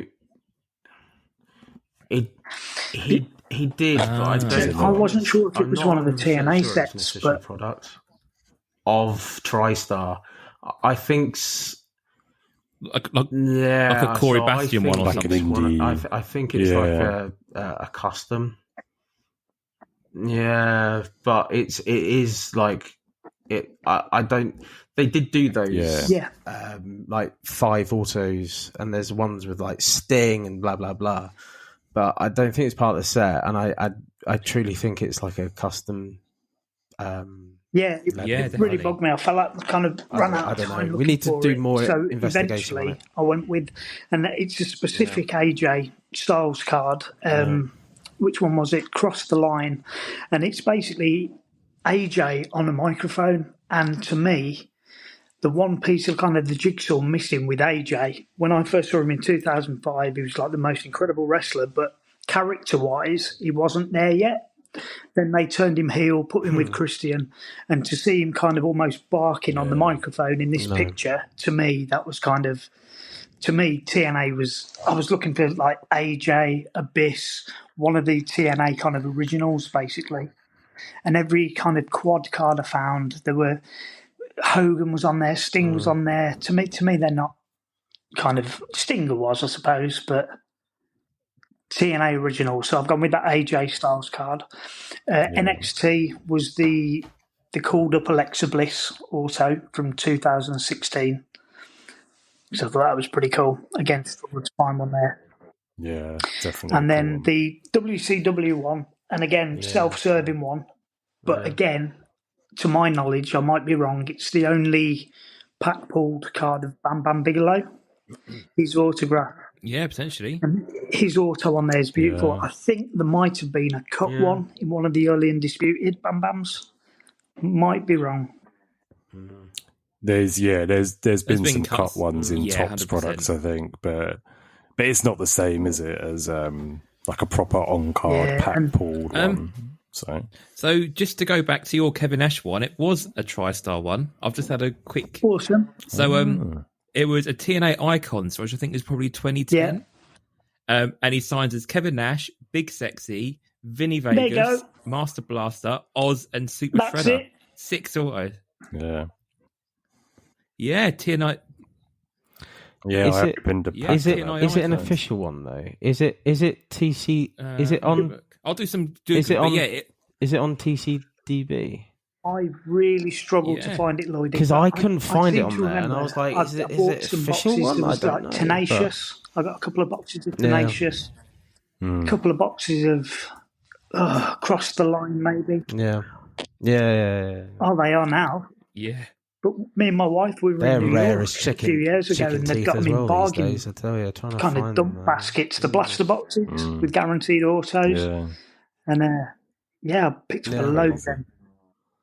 Even when I first started kind of getting back into wrestling cards, like 2019-20, on US eBay, you could get all sorts of TNA boxes really cheap, and I was watching them, and they kind of started to creep up, and in the end, now they're either gone or they're. There was an Extreme, when they had the kind of ECW invasion, there was an Extreme box you could get, and Yeah, there's some cool relics in there. Yeah, as well. well, I love Sabu, and it was the opportunity to get a Sabu card, but then those boxes just dried up completely, and you just couldn't find them. But I'd love to get a box of that. Story of our life.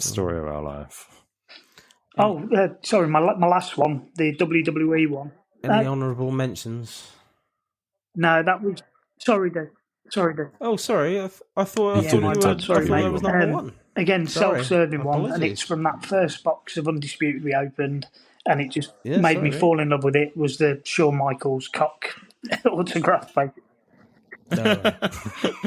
It's a questionable autograph, but it's the base version. I've looked at the coloured parallels, and there's something about that base cock that is better than any of the other coloured cocks. It's a Base thing cock. of beauty. So yeah, Sean at number one.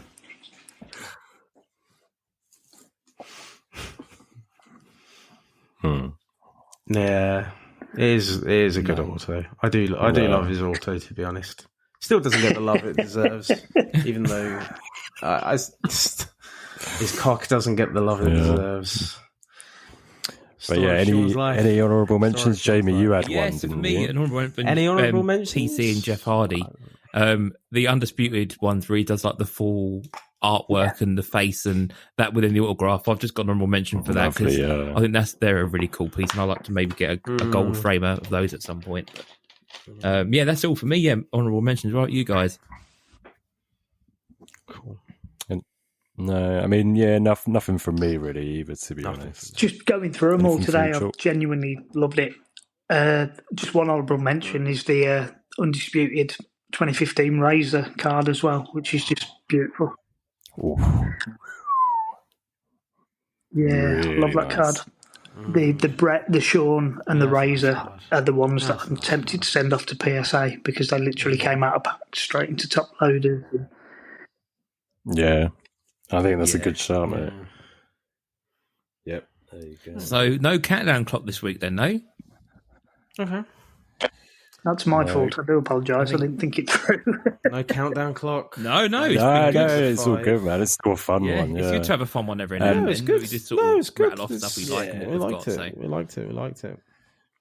And is there any cards on there that You don't see fair. the arguments that we have, Chalks. That's the thing. It's, Yeah. Well, I during looked at- that countdown clock, For the I tell first you, few, you Margaret didn't would use be the ashamed countdown of us. clock, and the first time you did it, eye poking that we on do the way home, and it was pissing down the rain, and the countdown clock kicked in, and I pissed myself laughing. It came from nowhere because you hadn't used it before today.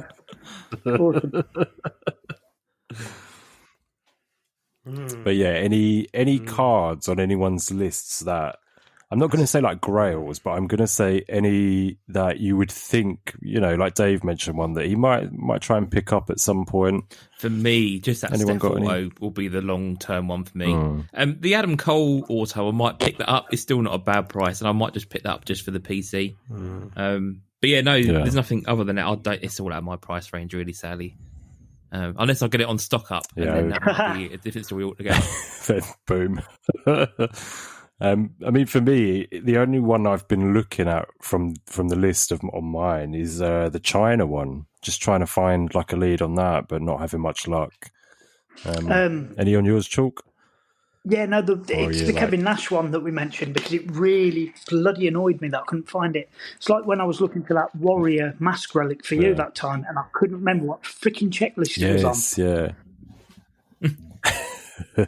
So frustrating. What about you, Dave? Any on your list? I think you said one, didn't you? He's completed. He's got a Booker T, mate. He's done. Randy. Yo, you just really you need the triple auto there. I need the triple. I need the triple auto, but if I could ever get the Randy set, Price. I'd be happy with Larry. The Elizabeth one as well. When I was looking at WCW. I'm happy with my Booker T. I know there was a cut Elizabeth in Undisputed again, but that WCW one. In fact, all of those WCW ones are bloody lovely. Yeah. So good, yeah. Elizabeth has actually cropped up fairly recently, wasn't it, on Facebook? So Wasn't there an issue with all those cards sticking together, though, in those packs? Or have I... There is some issue, sometimes. Yeah, crazy. Definitely. All right. I think we're pretty much finished for this episode. So big topic next week and top 5. Whose episode is Jamie? I believe it's your on episode. Notes next time round. So we're not going to have any new product, I don't think, for next time round, are we? So shall we big topic TBC for the time being, and we'll put something on Facebook in the meantime. Yeah. If something crops up and is earth-breaking in the meantime, we'll make it that. But I think we'll just take it on a stride reading. It's our best topic, isn't it? Really. TBC. Yeah. Yeah. About your top 5 now. At the beginning of the show, you said, leave it with me until the end of the show. Yeah, let's go with what I was thinking as we were going through. Obviously, you brought out that Dude Love and stuff. Let's go top 5 fully loaded cards. Either just your top 5 fully loaded. We should be able to do a nice mega 5 of that as well, I think. Definitely. I think so. We've talked about some of the cards in before that we've liked, but we've never really said. I mean, there's so Different many, types, especially the matte relics And I will in exclude 2020 as well. Was there a Vince auto in that first one as well? The Kiss cards. Is that the set I'm thinking of? Oh. Vince McMahon auto in fully loaded 2020. I think there might have been, yeah. But was it low numbered, wasn't it? There was, but it was really hard to forget. Yeah, it was really hard to get, yeah. See, there's boxes of those. That was it Blowout? I don't know anyone who bought the it. 2021 and there's 2020s on something. They're out there. The boxes are still. Yeah. Yeah. 2020 are by and it kind of reflects in the resale price. That's the thing. You can pick them up so cheap. Just that little bit more. The 21 ones, Yeah. Well, the price it was double the price. The first year. Always a bit of a risk, wasn't it? Like 100 plus box, wasn't it? Down to what, like 60? And then I want to say the year afterwards, it was. I wouldn't say it was like half the price, but it was near it. It was near. So the quality. And that was I think that'd be the one thing that kind of twist my arm from 2015 to 18. Exactly, I remember when they came out and they were on Topps website, they were very, very tempting.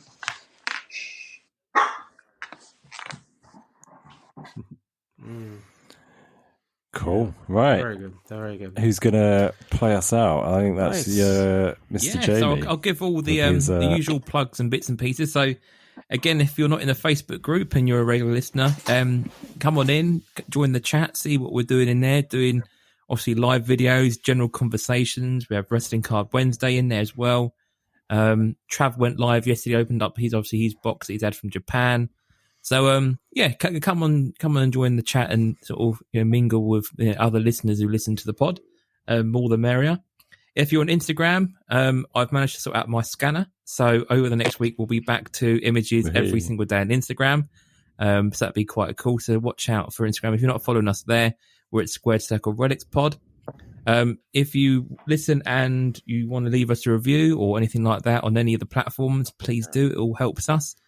And if you want to follow me on Twitter, you can find me at Twitter. I'm at Jamie Stocker. And again, if you just search on me on there, and I'm happy to chat cards with anyone on there. If you want to just give me a DM or anything, I'm more than happy. And that's where we are on the socials.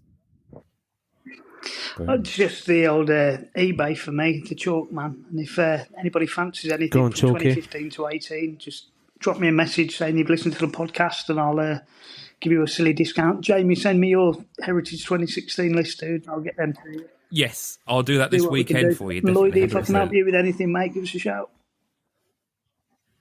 Yeah, pleasure.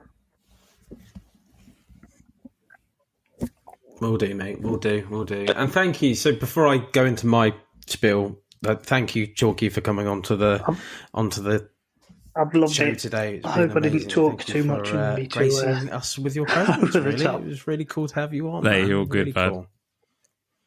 We love it. It's fine. So for me, two things.